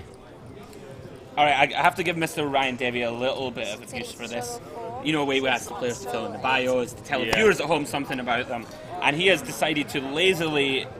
Ryan has just put Ryan Davey, Cash Game Festival regular. There you go, guys. That's Ryan Davey. Cash Game Festival regular. He's never been on a TV table before. We don't know what his biggest achievement is in poker. We don't know what his favourite hand is in poker. We don't know what he sat down with. He's just a Cash Game Festival regular. I mean, there is an insight into the psyche. There you go. Mr. Ryan Davey. Cash Game Festival regular. Nothing else to be told. Anyway, Alexei Manuko, our man with the glasses, we are going to give you his bio real quick. 37 years of age, started playing poker 11 years ago. Biggest achievement, 5,500 profit in a tournament. Fair play. Not his first time on a TV table, and his favourite hand is the pocket fours. He's got pocket fours now. Wow, look at that, guys. It's meant to be, and look at this. He's putting it in. Raise it up to double shadow. That's pretty unreal that we're just telling insane. that story, and he has the fours exactly now. There is a double shadow in play. He's made it 55. And he gets it free. Picks up the 30 euros dead money. In Hey, the Unibet Poker is now hosting you. Thank you very much awesome. to Unibet Poker, one of our affiliates and sponsors. Thank you, guys. We appreciate you as always. So, as you can see, guys, Arthur still out front with 724 euros. Oh, I'm having my ear played with, which is very nice. There he is, the man himself.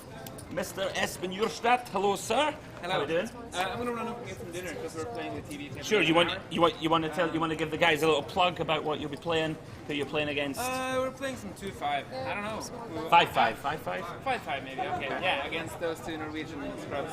Oh, against these two donkos in the background. Dubs the regs. It's actually good. Attention horse, let's go.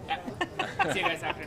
All right. See you guys. Enjoy, guys. So, guys, that is some of your lineup for the 5-5 feature table there. Mr. Espen Jurstad, Mr. John Kite, finishing his sip of the blue wine. He's off for dinner. The guys are going to get themselves, you know, nice and rested. A nice meal before the stream.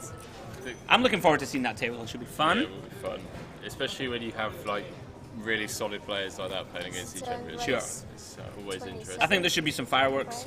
I like that, you know, with the utmost respect to the stream, and it has been massively enjoyable. I feel like the 5-5 game later on this evening will have a lot more theoretical thought processes going on with the players. You know, so it's a nice contrast between, you know, this table has been quite action-packed, you know, lots of pre-flop, loose gamble calls, stuff like this. Whereas Interested to see what happens later. In that game, we're going to see, like you said, with that Jack 9 hand where you can use the blocker as a bluff. So it'll be interesting to see some of that implemented as well. Exactly. I remember a famous hand from the last time we were here in Tallinn where John and Espen went three-way against the short stack all-in, and it was Queen XX. Won't go into massive detail, but there was a lot of thought process and leveling going on in the hand. It was interesting stuff. Anyway, we are 4-way here to the flop, guys. Edgar's with 2 overs and the gut shot. At the moment, Terry has the best hand with middle pair and backdoor straight and flush draws. It's very tough for him to know it, though, on this board texture. Yeah. Now, Carol's electing to fire from the straddle. Sorry, from the straddle +1. See, again, like, these guys are choosing very strange hand combos to lead. Yeah. Like, you're just asking to get put in a very tough spot here. Like, we have a hand, 10-7 of spades, cannot stand any heat. If we get raised here, we literally just have to fold our hand. Yeah. Definitely. And you know, there's been a lot of that at this table of like, let's information probe and multi-way pots with middle pair and no kicker. I don't like it. I don't like it. We should just be checking. Anyway, we'll see what develops in this hand. See, like, now what do? You know, you've led 30. Your opponent's check called. Like, are we just betting again for value here? Like, pure value against the only hands that we can bet for value against are like 8-9, Queen 9. You know, a worst 10, but there basically are no worst 10s. 8-9, Queen 9, King Queen. It looks like he wants to bet again. I'm not sure. And you got to think of the stack size of your opponent as well. He's got like. No, he's betting very small again. He's betting quarter pot, I believe. Like, this makes no sense to me, really. If we're sure a hand's good and we're looking to protection bet, surely we're giving a bet more than this. Is he sizing up a river jam here, or? I think he's going check, to be honest. I'm fairly sure. And Terry gets that all-important tick mark next to it. I know, and like Terry's going to be absolutely loving this. I just don't think that Carol's lining up a bluff. I think he thought his hand was good. Yeah. As we can see, that is the case. This is the problem when you lead. Like, why are we leading flop and turn here with 10-7? Yeah. Against 3 players? You're just burning money long term in this spot. Sorry, Carol, if I have flamed you for that. I just think there are other ways to play this hand. If you check here, you know, it's just you give yourself the chance. Okay, you can get more creative. You can even check raise on later streets or anything like this. Yeah. Just leading out here into 3 players, hoping that on a coordinated board. Not a big fan. I mean, I don't mind it as much if there's like a spade on board and you do have that additional like equity. Like, absolutely, with some backdoors. You have absolutely nothing to go with his middle pairs. So, like you said, just like burning money in the long run in multi-way pots. Yeah. Everyone drinking at the table as well. I mean, honestly, even if you have a hand like Queen Jack there, you should probably check. This is the thing. Like, so a hand certainly that's as far down, you know, as far down your hand selection as 10-7, certainly would not be leading. Sorry, Carol. Still got love for you. Anyway, so on we go, guys. This is the 2-2 stream, guys, of day 1 of the 2018 Tallinn Cash Game Festival here. We are coming to you on a 30-minute delay from the Olympic Casino in Tallinn. So yeah, probably coming down to the sort of last 30 minutes or so of the stream, I think. So then we will take a short break, guys, and we will be back with the aforementioned 5-5 stream featuring Espen Jurstad and John Kite, among others. So please come back and join myself and Henry when it gets underway. Artist's actually got a legit hand here. Henry, take this one. Take the analysis. Oh, let me rest. Let me rest. So Arthur actually waking up with a decent hand here with the pocket queens after Carol decided to limp in with the Queen 10 offsuit from under the gun +2. And Carol, optimistic I think is the word we've chosen to kind of go with the Jack 5, not going anywhere. You can substitute optimistic with dumpster if you want. Yeah. I don't like this call. Dumpster, just hoping that. New players. I mean, what are you hoping for, really? Like 5-5-5? I don't know. And Carol's going to get in some trouble here. He's going to have to call at least one street. Especially with the way Arthur's been playing. You know, he's been quite sticky when he has Yeah. flopped a pair. And for once, he actually has top pair. And Now, I don't think if he's the had case a- queen hits here, it's going to be GG. Does not. In turn, pairs the 9. I don't mind that. Like, Carrot is going to have some hands like 8, 9, Jack 9 suited and stuff like this, perhaps. I would bet the river, though. You know, our opponent has a lot of 10x here, right? When they check turn, check river. I think we have to go for a little bit of thin value on the river. You know, when we have 2 queens in our hand here, we do block queen, jack, and king, queen. That might have been some of the thought process of Archer when he checks back turn. Yeah. You know, if you think your opponent doesn't have many draws, then his hands are mainly going to be like 10x and 9x. Maybe deciding to check back turn to go for a bit of pot control, and then we can still go for a river value, right? Yeah. What about hands like ace 10, ace 8 that have like opening a straight draw or top pair, top kicker, you know, checking back river, and that run out might not be the worst check back. Oh, it's not. I mean, by all means, it's not a dreadful check back. Just like, I think that with his reputation, as we've seen, you know, the players know that Archer has been splashing around quite a lot. He's been very active in it, and you know, when an ace hits the river, people can just perceive that he's like, there's a chance to bluff. Yeah, you know, for sure. But for sure, it's not a tip. By no means an awful check back. That's for sure. So, sorry, I buddy. was just going to say, just a quick shout out to 123 Poker with a subscription, the tier 1 sub. 4 subs for today, so love and life, guys. thanks Thank for you. subscribing, and thanks for everyone else who's tuning in and hitting that follow button. Irish in Spain back, he was with us the entire time in the Bratislava, so Nice. it's great to see a few regular faces in the chat. Sure. Well, he's saying, Irish in Spain, thank you for joining us again. He's saying, hey guys, do you think some of these calls might be because the guys may not have had a lot of experience in front of cameras? Henry, discuss. Yeah, I definitely think so. You know, like I said, I remember my first TV table with a good friend of mine, Monica, for those of you who don't know her. We were playing a TV table out in Sunny Beach in Bulgaria, and we both just butchered our sessions. And afterwards, like, we were just chatting, like, hand analysis afterwards, and it was purely because, like, oh, well, yeah, she obviously comes from a tournament background, so she's like, well, in the tournaments I'll be checking here. I was like, well, for me, it was just like the cameras, you know, having to put my cards down, and I told all my friends about it. They were all tuning in. They're messaging you. It can be a little bit nerve-wracking. You know, and like trying to like say, oh well, he bluffed you in this spot, and he had it in this spot, and then I was letting that information affect future decisions, which, like I said earlier on, over a small sample such as that, you should not be taking that information like as oath. Sure. I have to agree, and you know, also there's the emotional aspect, Irish, where you know, there's this feeling of, I really want to do well, I don't want to make a big mistake. Nobody wants to look stupid on the television or on the like this will be on the internet forever. Yeah. So if you make a horrendous play, you know, if you make a really bad call, it can all get in your head, you know, and you don't. Nobody wants to look silly. Nobody wants to lose money in front of their friends. Yeah, and you stuff, make a bad play, and then your friends upload videos into Instagram and tag you in it and call you optimistic, you know. And yeah, I'm with you. But you know, I don't mind it as much now because it's like, well, I've done it. I've made bad plays. I've made bad calls. I've made bad bluffs. So there's nothing I could do that I haven't already done before. Oh wait, we will get back to this discussion in a second, my friend. Now, Artur, our most aggressive man, has bet 20 euros on the flop. He's actually overbet the pot on the flop. Picked up 2 callers. Now, this call from Cower is tragic. Very, very poor. My apologies, buddy, but you got to fold here 3-way. Carroll has to call against Archer's image. I believe he does have top pair with backdoor clubs. Now, Archer does shut down turn. So Carroll is going to win this pot if he doesn't fold. This might go check, check, check. Now, Archer, will he elect to fire? Now, this is again another spot. It looks like he's going to bet.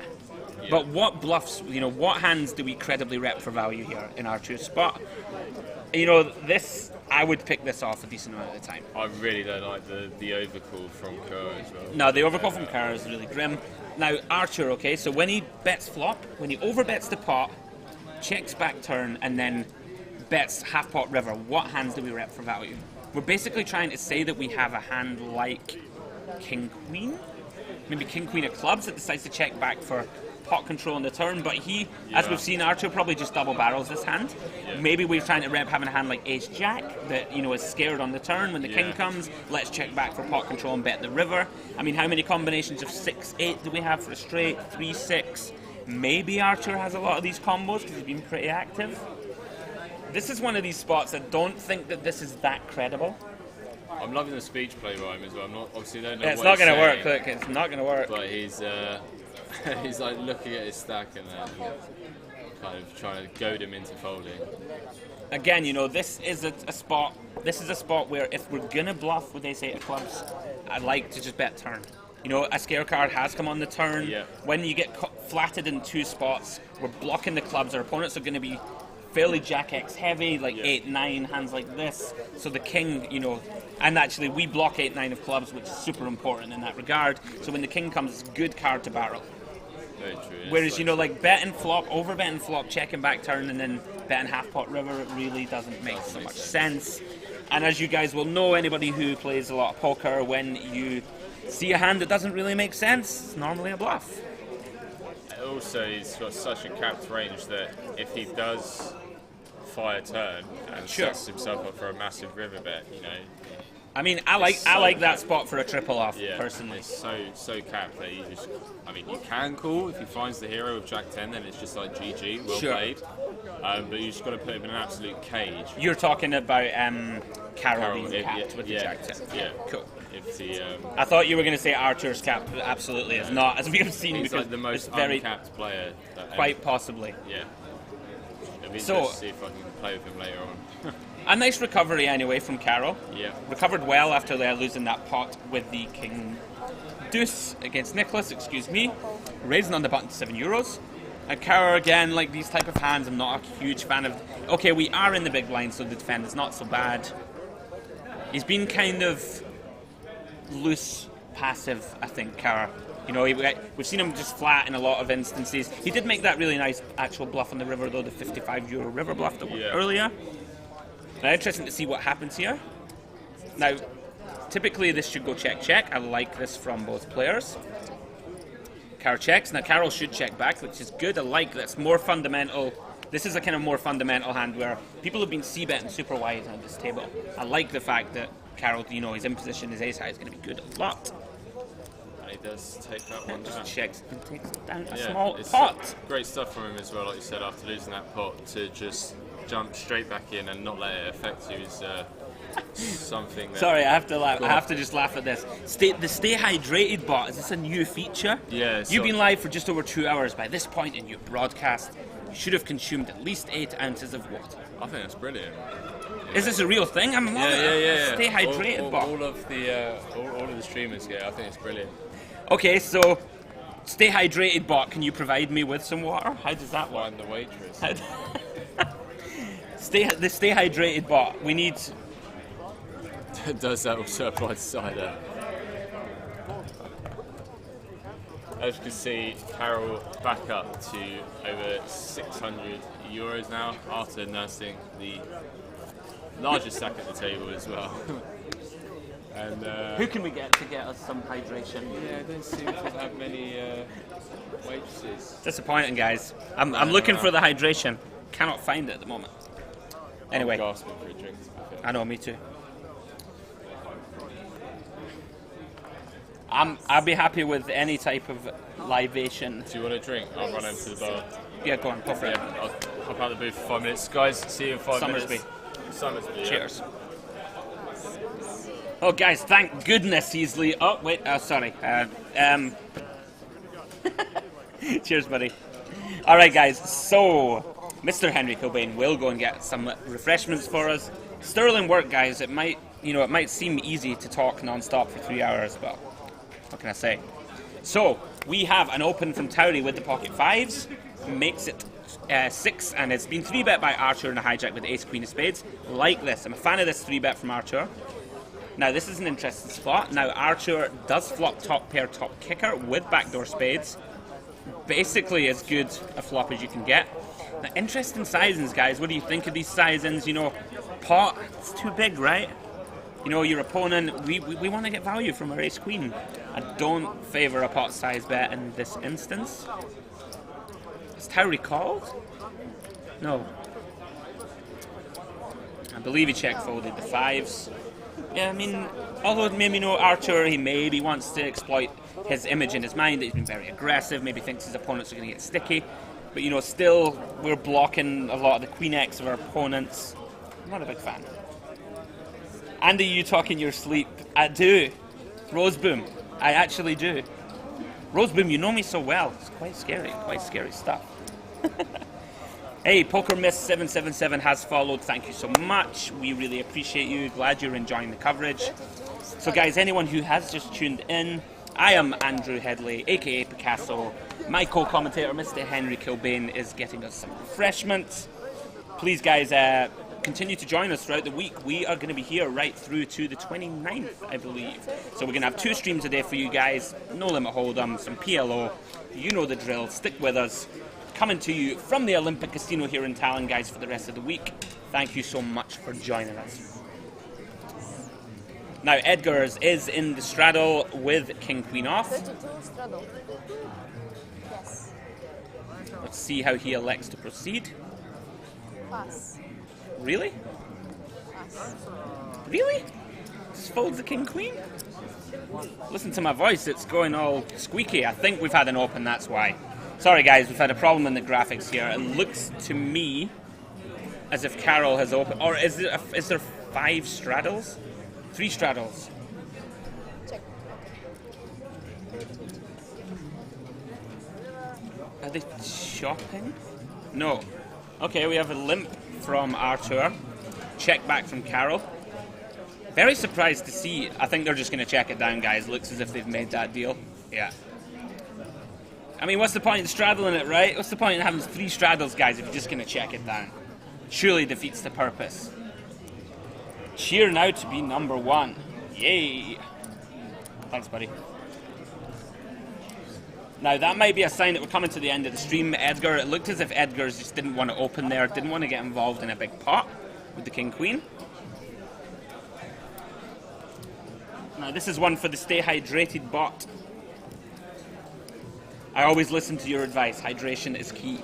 Cheers, everybody, and thank you for joining us.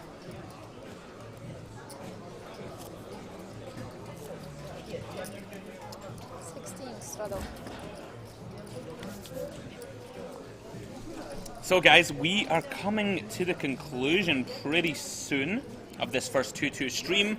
Like I was saying, we will be taking a short break, and myself and Henry, excuse me, will be back to present the coverage of the 5-5 stream. 5-5 no limit hold'em, guys, so please join us for that. And yes, as the Nightbot says, follow us on Facebook and get the latest updates. Facebook.com/Cash Game Festival, guys. And yeah, check out the information there. All of your Cash Game Festival info, it's there, as always. And guys, we are going to be running free rolls all week. We have one every single day, guys. We've got some good ones coming up. I'm not going to reveal the details of them to you now. But come back and join us. And we're going to have free rolls every single day, guys, which is pretty sweet. Roseboom, horrible commentary. Hey, what can you do? I can only give my best, my friend. If you don't like it, turn it off. Oh, snap! He said, oh wait, Henry has gone. Roseboom, I do love your brand of humor, I'm not going to lie. So, guys, we are heads up here. Towery with the Queen Jack against Ryan on the button with the Queen 10 of diamonds. It's going to go check, check. 98 euros in the pot. This is very much a case of who bets first wins. See if Towery stabs. He's going to win this pot. Unless Ryan wants to get, you know, really creative with the Queen 10 suited. I mean, it's tough against this sizing. Forced to fold. Nice hand, Towery. Actually bluffing with the best hand, but he couldn't have known it. 5 minutes. Sure. Hey, Mr. Jason Glatzer in the house, guys. I see an empty seat. How are we doing? How are we 2 doing? minutes. Good, How's it good. going? How are you? Very good, my friend. Very good, as always. Estonian Weirdo says, Andrew, the real native commentary. I don't really know what that means. I don't know. I think I'm like. You seem a little like. I think I'm like the aggressive. least You're nitty. more- I know. Yeah, you're kind of like a lag of commentating. I think I'm losing my touch, man. The guys have been smashing me with the humour. It's good to see R2. He's the big winner so far. That's good. Hey. He told me before the festival started that he wanted to R2? win a trophy. Yeah.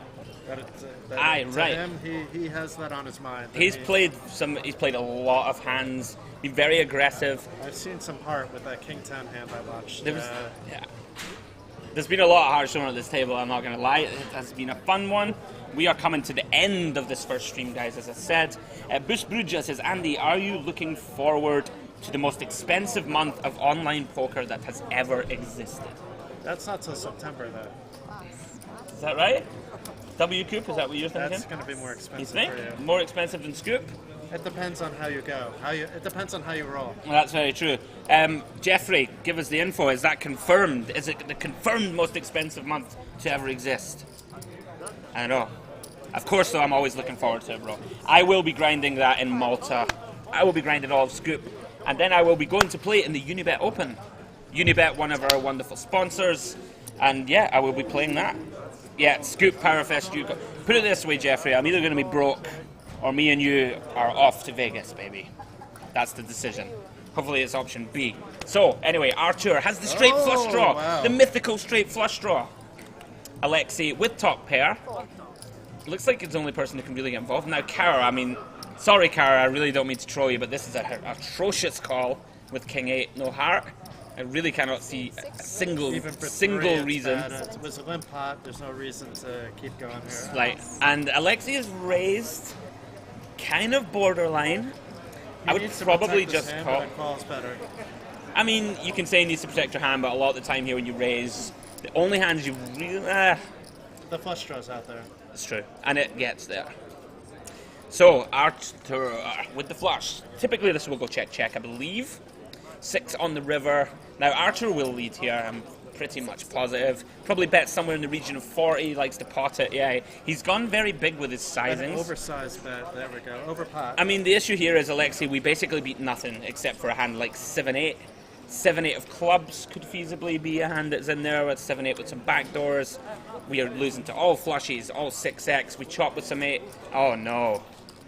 Good game, Alexei. That is not going to work. He's jammed, like as a bluff. Not really sure what happened there. I think he must have had less than 97 left. No. It's close. It is less than 97, but it's No, not he's more got than over 60. 100. It is over 100. Yeah. He turned his hand into a bluff, I believe. Which seems dicey. Sorry, Alexei. The 3 of hearts blocker. He did have the 3 hearts blocker. I see Henry's back. I'm going to make this a quick win. I'll join you guys for a longer session, either later today or certainly sometime else No worries. during the festival. Just wanted to say hi, everybody in Chatland. Say hi to my man Picasso and to my other man Henry. Cheers, buddy. Step it in, buddy. Cheers, Jason. We will see you later in the week, my friend. Thank you. Yuri Peteri, live promos like High Hand in Tallinn coming there on Friday. You know what, Yuri, I will get the information for you on the break that we have coming up. As you can see, the action is winding down on our first stream here, our first 2-2 stream.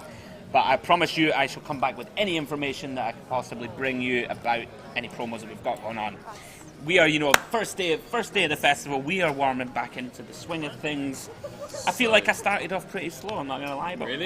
Yeah. I'm working my way back in. Loads of high morale from your There's a side. lot of morale. There's, of course, high morale in the booth. I think you forget it's difficult to always be in your groove, as you say. Yeah. Anyway, so, come on, Henry, earn your coin. Well, I was about to ask you, did I miss any big pots? But I just walked back over and see Alexei him kind of had a disaster in that Yeah, last hand. just got put in the bin. He did indeed. And, Arthur's somehow in this hand with 9 deuce of hearts. You know what? Artur's played super aggro and super loose, but to be fair to him, he's made it work for him. It has worked for him. It's worked for He him is well. up. And Terry obviously with the older. Oh, and they had a little rabbit hunt there, and he would. Oh no, sorry, he just threw the 5 of clubs into the mug. Yeah, The needles have been so good Yeah. this stream as well. I thought that Yeah, I know everyone's just showing the worst possible card they can, right? They're showing the Good bluffs time. and everything. It's been good. Oh, by the way, yeah, you will enjoy this. Roseboom said, terrible commentary. Yep. And then, oh wait, Henry's left. That's just quality, you know. That is a good That is a bit of good- needle. That is a good needle. And then, did nobody tell Henry his job is getting drinks for Andy? Yeah. That's also my other job. Or my other job should be telling you when to walk away from the ultimate. Oh, that's true. I'm not gonna lie. Whatever it's called. It's like, Cut me deep, bro. Now that's a low blow. That is a low blow. There was no need for that. But hey, he got me. I'm not gonna lie. But guys, as always, we appreciate you. Honestly, we really do love. We love having you with us in the chat. Please do join us throughout the week. It's always a pleasure. Any questions you have for me or for Henry about life, about poker, about anything you want, basically, guys. So, back into the final few hands. So, Ryan has raised the King 10 of clubs. I like it in the hijack. Good sizing. I think we have one straddle. yeah. Made it 17. Now, Edgar's, typically I would 3-bet this hand in the cutoff. Ace Queen off. Peel is okay. In position is not bad. Now, this is going to be an interesting spot now. Towery also calling behind. I like this on the button. We have the suited Ace Jack. Our hand can flop very well. We can make a lot of disguised strong hands. Excuse me. Archer with the most debatable. It's like Carol's Decision. going for the squeeze as well. Now, if he squeezes this out, I'm loving it. He does. Come on. Now, this is poker. This is poker that we like to see. Double Now, shot. you know what? As we can see, this honestly might work. Like, Ryan can't do anything, I don't think, here. He's made it 125, so Ryan thinks he has no fold equity. Carol's all in with. Oh, Carol woke up with tens. What a life. Now, Carol's going to be priced in. This is brutal. He has He's to getting call, 3 to right? 1. Yeah. He has to call. I don't know if he will, but he definitely should. But this is sometimes people make mistakes under the lights in these spots. They forget the price. Yes. You know, you're like, oh my god, I've got 5 high. Yeah. This is a disaster. You know what? I don't like the hand that he chose to do it with, per se. Yeah. I kind of You admire like- it, you like yeah. the squeeze. I admire the squeeze in this Dead spot. money. He has to call here. Again, over 3 to 1. 140 to win 462. He does flick it in. He's gonna get the bad news and see the overpair. Be interested to see if they What do we think, guys? Is the suck out coming? Could it be coming? runs it once or twice. It's a 600 euro pot as well. It's Yeah, one big of the pot. biggest ones we've had. Oh! Doesn't mean it's one of the best flops. That's not. It's a safe turn. They only ran it once. Oh no, they are running it twice. Okay. Interesting because obviously Ryan would have had the absolute nuts there. Oh, well, he needs a 3 ball. Can he find a 3? Corner pocket. Does not. So, Cara gonna pick up maybe the biggest pot of the night. Oh, again. 600 I think euros. 602 going euros his seems way, like yeah. it will have been. And, I kind of feel for Carol there. And you know, I kind of I admire the spot he chose. I have a feeling that might have got through if not for the 10s. yeah. Edgar's had been pretty tight, you know, and he didn't want to lose the big pot before the end. Kind of unfortunate. Plays Kind like of the, unfortunate. Ace Queen and also had Ace Jack in the mix there as well. So Sure. We are still running, I can see, so we still have a little while to go, guys, of this stream. This is our 2-2 stream, guys. We will be coming back to the 5-5 No Limit Hold'em stream Can't wait. after this short Cannot break. wait for the 5-5. I'm excited to see the I 5-5. really am excited Good. for the 5-5. Especially when you got like a few people that you know are very competent, very Yep. capable players. Gonna Absolutely. be banning out against each other. I can't wait to see John the Fish just like calling 4 bets out of Oh. position with King 10 offsuit and Shots fired. playing for stacks. 8 Shots have been fired, guys. Now let's go through the last couple of the bios. 8 straddle. Why do people who have to do commentary for 5 days apparently always start gambling and drinking? Hey, he just has that effect on people, guys. What can I say? It's because I don't drink and I don't gamble. I know. It's like you got to make up You're for no me. fun, mate, Yeah, you got to honestly. make up for me. I don't drink or gamble either, guys. Just pumped it up to 31. Why not? I love that you just didn't comment on that. Good lad. Good lad. Whether you don't drink or Yeah, I gamble. don't drink or gamble. Yeah. Now, raised 31 euros from Edgar. How many straddles we got on here? Wow, Ryan, wake up. Oh, now. Oh, look at this acting. Oh no, I think he's just looking at his hand now. Oh, don't jam, Ryan. It's too big. Okay, I like it. I like the sizing. You know, in this specific spot, don't get me wrong, there's the hole, it's going to look strong, which it is. But if he makes it any bigger here, like Edgar is just going to have to fold his hand, I think. Yeah, of course. And he's given him a good price. I mean, I wouldn't fold here. I would be hating him. I would hate life and think I have to crack a hand, which we clearly do. But let's see. I mean, you've got Archer in there as well, right? Oh, I never even realised. Sorry. Okay, I changed my mind this size, and I'm not as big of a fan now. I thought that Ryan had 3-bet in position, and that Archer was still to act. And Archer's not going to. I mean, both of them are going to call here now. Yep. Archer flicking in, and we're going to the. Juma Laser asking for the password. Here you go, my friend. Password incoming.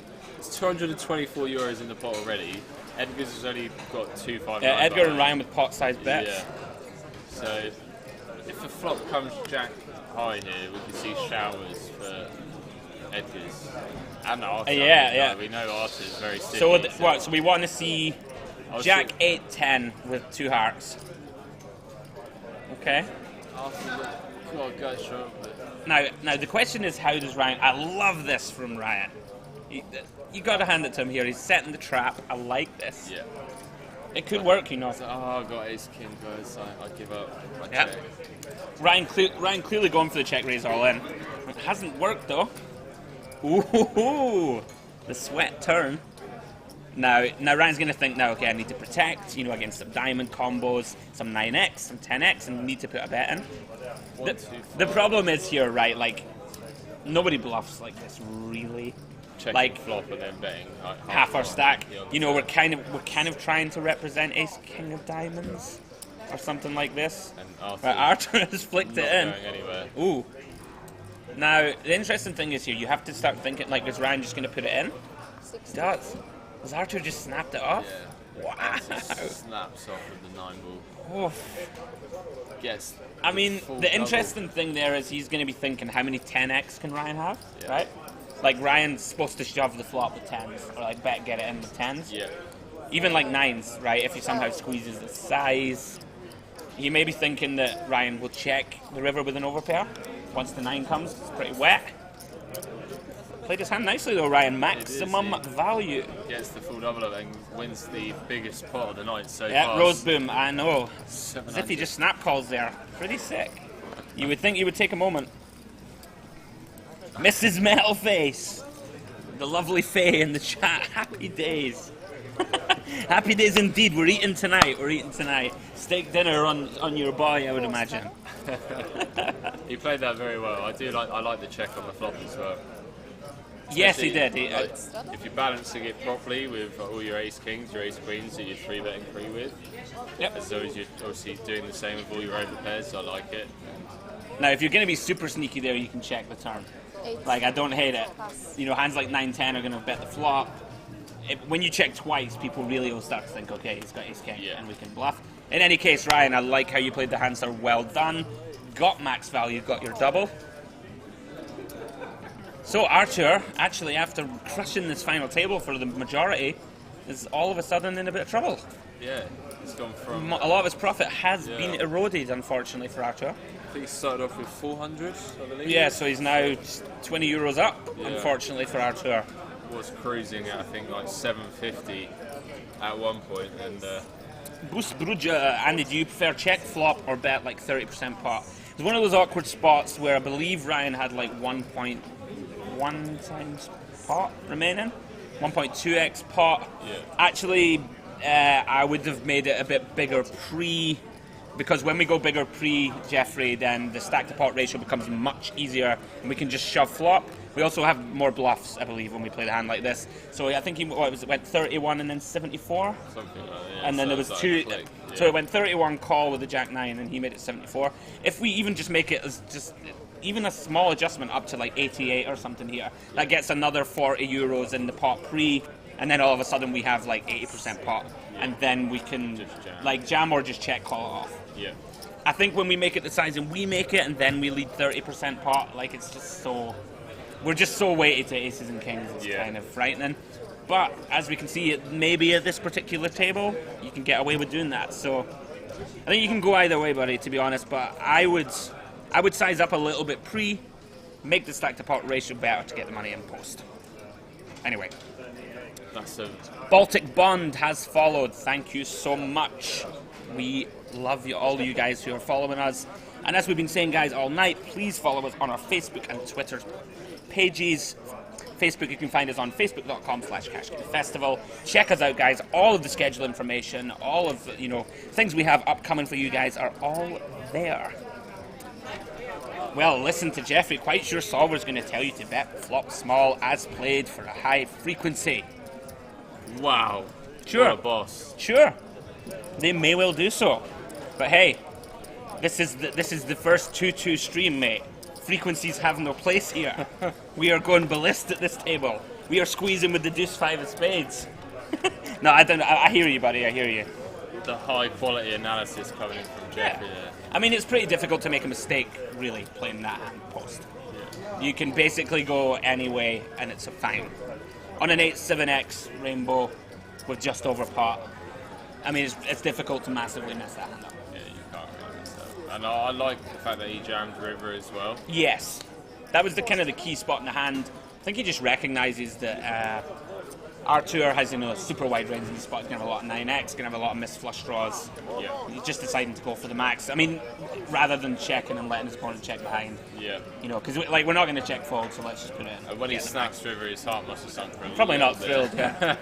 So absolutely snapped all. Absolutely. So Edgar's under the gun with the ace-3 of spades. Looks like he's open, we'll see. Definitely flicked a few chips in. He does raise to 7. Carroll in the cutoff, waking up with pocket and 9s. Yeah. Haven't really seen him in many spots I see. I mean, typically here we are, we're still, is there a straddle? No, because we've only raised to 7. I mean, we're over 100 bigs deep. There's a couple of ways you can play this hand. Obviously, folding is not one of them. I think people typically flat here, and I think that's absolutely fine. Yeah. We're in position. Also, you kind of want Artur and stuff to come in behind when you have a hand like 9s. Make a set, get the value.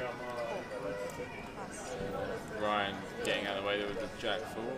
Kerr not shying away. So can we get a 9xx diamond flop for the action? We do not. Now these are always interesting spots though. Carroll does have the best hand. He definitely won't know it at this time.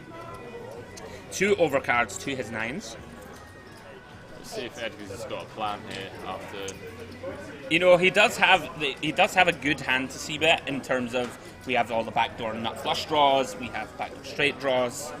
Also, our opponent didn't 3-bet pre. He may think that our opponent's going to 3-bet all of his queens and jacks, which seems reasonable. As in pocket queens and pocket jacks, not. Do you not think that this flop smashes the ranges, though? It certainly can, but I mean, when you're deep like this, just because it can hit their, range, it doesn't mean that we can't, have a plan to bet and start barreling off in some good turns. I hear you though. Like you could for sure just give up also. I think personally, it definitely would just be a flop that I just give up on. But hey, he knows something that I don't because I'm sat here and he's sat over there, and he just scooped the pot as well. So. Absolutely. Jeffrey, what a boss, has been studying for the 2-5 tables. Good luck, buddy. Let us know how it goes. Want to be ready for 2. So, guys, the chip count, Ryan with 730 euros, guys. Closely followed by Carroll, 689. Cower, and then Artur, who has taken a hit in the last sort of half an hour of the stream. Towery, Nicholas, and Edgar's bringing up the rear with 267 euros. Ryan landed today. He's come straight to the casino. What a boss, huh? And he's just shown the heart. Yeah. He's going to be the biggest winner of today's table. I mean, he's played super patient as well. Yeah. Found that spot with the kings, got the max value. He's made some good laydowns pre-flop as well. Yep.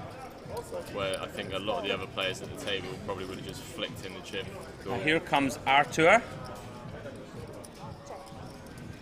I think we're down 6-handed now. Some of the players appear to have left the table.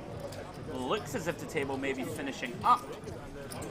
In any case, now that went check the flop. I like it from both players.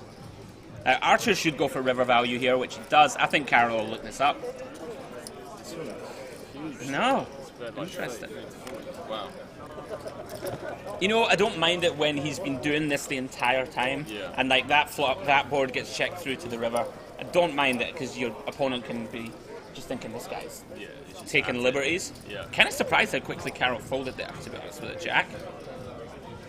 You know, like it's when it's been I checked definitely through. know what you mean. Yeah. I may have called there actually. How many aces does he have in his range there that he just limps in with? But we have seen him; he's been limping in with a lot of his like weak aces. So maybe that's something that Carroll's picked up on. Sure.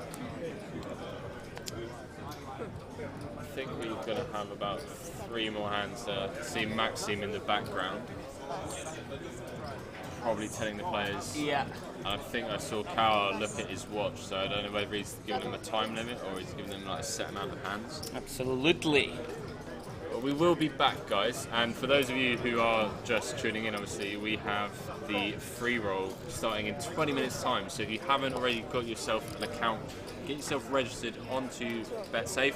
They're giving away €500 in 20 minutes time. That kicks off, and the password is in the chat. There you go. It starts in 20 minutes time, guys. I'm going to be battling it out with you guys, so come and try and knock me out. I should put a bounty on my head. I don't have time to register and put a bounty on my head. I'll do it for the next one. Unprepared, eh? Unprepared, yeah. but to be fair, that was nicely handled. Good plug, Yeah. we're loving that. I'll put a bounty in my head for tomorrow's free roll. Okay, now, Estonian Weirdo, I believe that you're playing on the stream right this week. Are you? Let me know. Let me know. I think you are. I think, unless I'm wrong, unless I am so very wrong. I believe Estonian Weirdo will be joining us on the stream.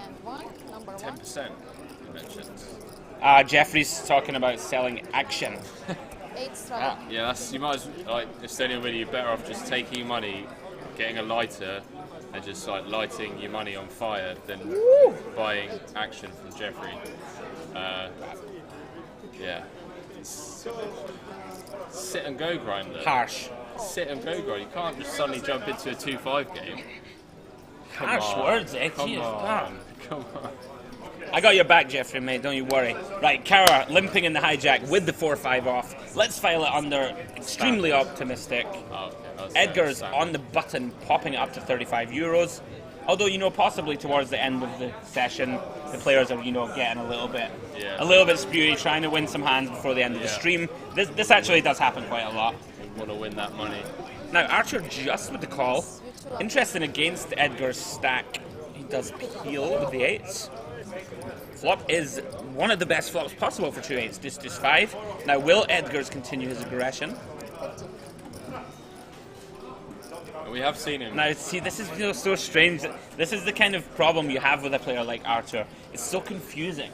You know, like, Edgar's is 3-bet, Archer is cold called and then just donk led for 50. Yeah. You know, people quite often level themselves in these spots and say, I mean, this is nonsense, I'm not putting up with it. But with the Jack 10 off, really not so much Edgar's can do. And look at him, like, nonchalantly with the red wine, I'm loving it.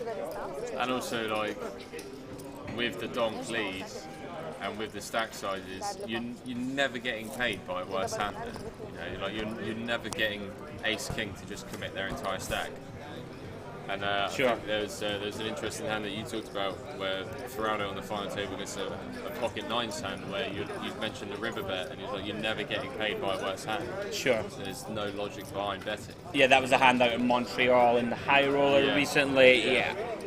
So like that. I mean, 9s are never folding, 10s are never folding. You know, any pairs higher than 8s are never folding. The only hands that you're potentially getting paid from are obviously 6s, 7s, and potentially some like ace 5 or pocket 4 types. Sure. Yeah, I don't know if anybody saw that hand. No, it was a 3-handy. No, sorry, it was the 25k high roller in Montreal that was underway the last few days. Interesting spot. Look it up. On it. It's a 4-way pot. Mark McDonald, Feraldo, Gerald. I don't know his surname. Apologies. And Anthony Zinno. Yeah, the King Jack, right? Yes. Yeah. And very interesting hand, actually. I would advise you to watch it. It is an interesting one. All right, guys. Last few hands then. Last couple of hands. Tauri on the button is raising to €25. Archer in the small blind, completing with the King 9 off. Very thin. Not a huge fan, but it is, as we say, we are down to the last kind of final few hands of the stream. People widen their ranges considerably. Now, Tauri has the best hand with top pair, top kicker. Artur with nothing but one overcard. Cower has 2 7s, does have some backdoor draws. Now he's going to lead. Looks like he's betting 50. Yeah, Cower kind of has to call one. You know, it's one of these spots where we do have backdoors. Our 7s could be good. Now this is the nut interest card. Now this is the spot where you can use a 7 and check raise all in these kind of spots. You know, it's a super strong line to take. We can have all the 2 pairs. We can have like 8-6 suited, 6-5 suited, all the sets. Not jacks probably. We would squeeze the jacks. Now will Cower think? See, I think he's just going to flat. This is a mistake that people make a lot. You know, like now the pot is massively inflated and we just get there. But don't check the river. Wow. You got to lead river here. Your opponent's just going to check back so often. I kind of like check shove turn, but maybe thinking he doesn't have enough fold equity. Yeah, Torre just looks extremely frustrated there as well. It's like, what are you doing? Sure. I personally like you. You have to call one, and then on the turn when you pick up that additional equity, you just have to. I would be all in on the turn, I think. Yeah. But I mean, it's just such a strong line to take when you check shove that turn. Yeah. It's actually very difficult to have a pure bluff. There are almost none, actually. Not none, but you can have some hands like 5-7, 6-7 that elects to turn itself into a bluff. They're the biggest amount of bluffs, really. Maybe 7-8, I suppose. Yeah. In any case, nice hand for Cower, picking up the 7 on the river, makes a set and outdrawing Tyree's ace-jack. We saw Arthur rocking the 70% VPIP there, and then you had loving that. We had Nicholas and Ryan at the bottom with like 20% and 18%. So yeah, I mean Artur, got to hand it to him. He has gone for it, really for it on this 2-2 stream. So guys, last couple of hands. Jeffrey, last question from you before we end the stream. Andy, those CGF pros gave me shit for jamming 22 bigs in the small versus a 2.5x open with Queen Jack. With Queen Jack suited. What tournament are you talking about? Which pros are you talking about? Reshoving, I can assure you that reshoving from the small blind with 22 bigs and Queen Jack suited is never bad. There you go. You are reassured. Against certain players, it's an absolute fist pump. Anyway, so Edgar's in the hijack now. 25 to call. I mean, basically we're all in, right? Yes, sir. So is somebody open to 25? He just bangs it in. I'm loving it. There must be some like double straddle going on or something. Triple straddle. Triple straddle. Artur, is he going to flick it in with the 3-5? No way. He did say he wanted to win the TV trophy. No way. I kind of want him to flick this in. Is he going to flick this in? I think he just asked me. He's asking, do you want to call? Oh, he flicks it in! Massive for morale. He said 3-5 off. He said you want to run it once or twice, and Edgar said no, only once. So good. It's sick if they only run it once. Wow. Who's going to get there? Who's going to win this spot? 38% as well. Oh, well. He's got a club. Deuce of clubs for the sweat. Well, we do get a slight sweat. Deuce. No good. Edgar's wins a €460 pot, guys. Right at the end of our coverage with the ace-queen off against Artur's. Oh, they are running it twice. Oh, they are running it twice. Okay. Well, can he get there on one of them? Oh, he's got the full sweat. All the back doors, all the pair draws. Needs a 3 or a 5 on the river. Does not get there. I think Artur, guys, just to be clear, Artur said that he wanted to win the TV trophy. For any, the TV table trophy, excuse me, anybody who is just joining, and we have a TV table trophy, guys. Whoever wins the most big blinds across all of the live stream sessions will win a trophy, and they also win hotel, accommodation, hospitality package to the next Cash Game Festival. So you will see lots of Fast and Furious action. Not just a random flicking with 5. Yeah. Like the last few hands, he's obviously decided, I want to try and win or get myself higher up to have more big blinds won. Anyway, so guys, I think that might be it. We may have another couple of hands. That was the last hand? Last hand. Oh, this is the last one now. No, that was the last hand. That was the last hand. Okay, so guys, we are going to finish off our coverage of the first stream. thank you very much for joining the two of us. Henry, it's been an absolute pleasure. We will be back, guys, in around about 30 to 40 minutes time, I believe. We're just going to go and get something to eat, and then we will be back. Come and join us for the 5-5 stream here at the Olympic Casino in Tallinn. Cash Game Festival. See you soon.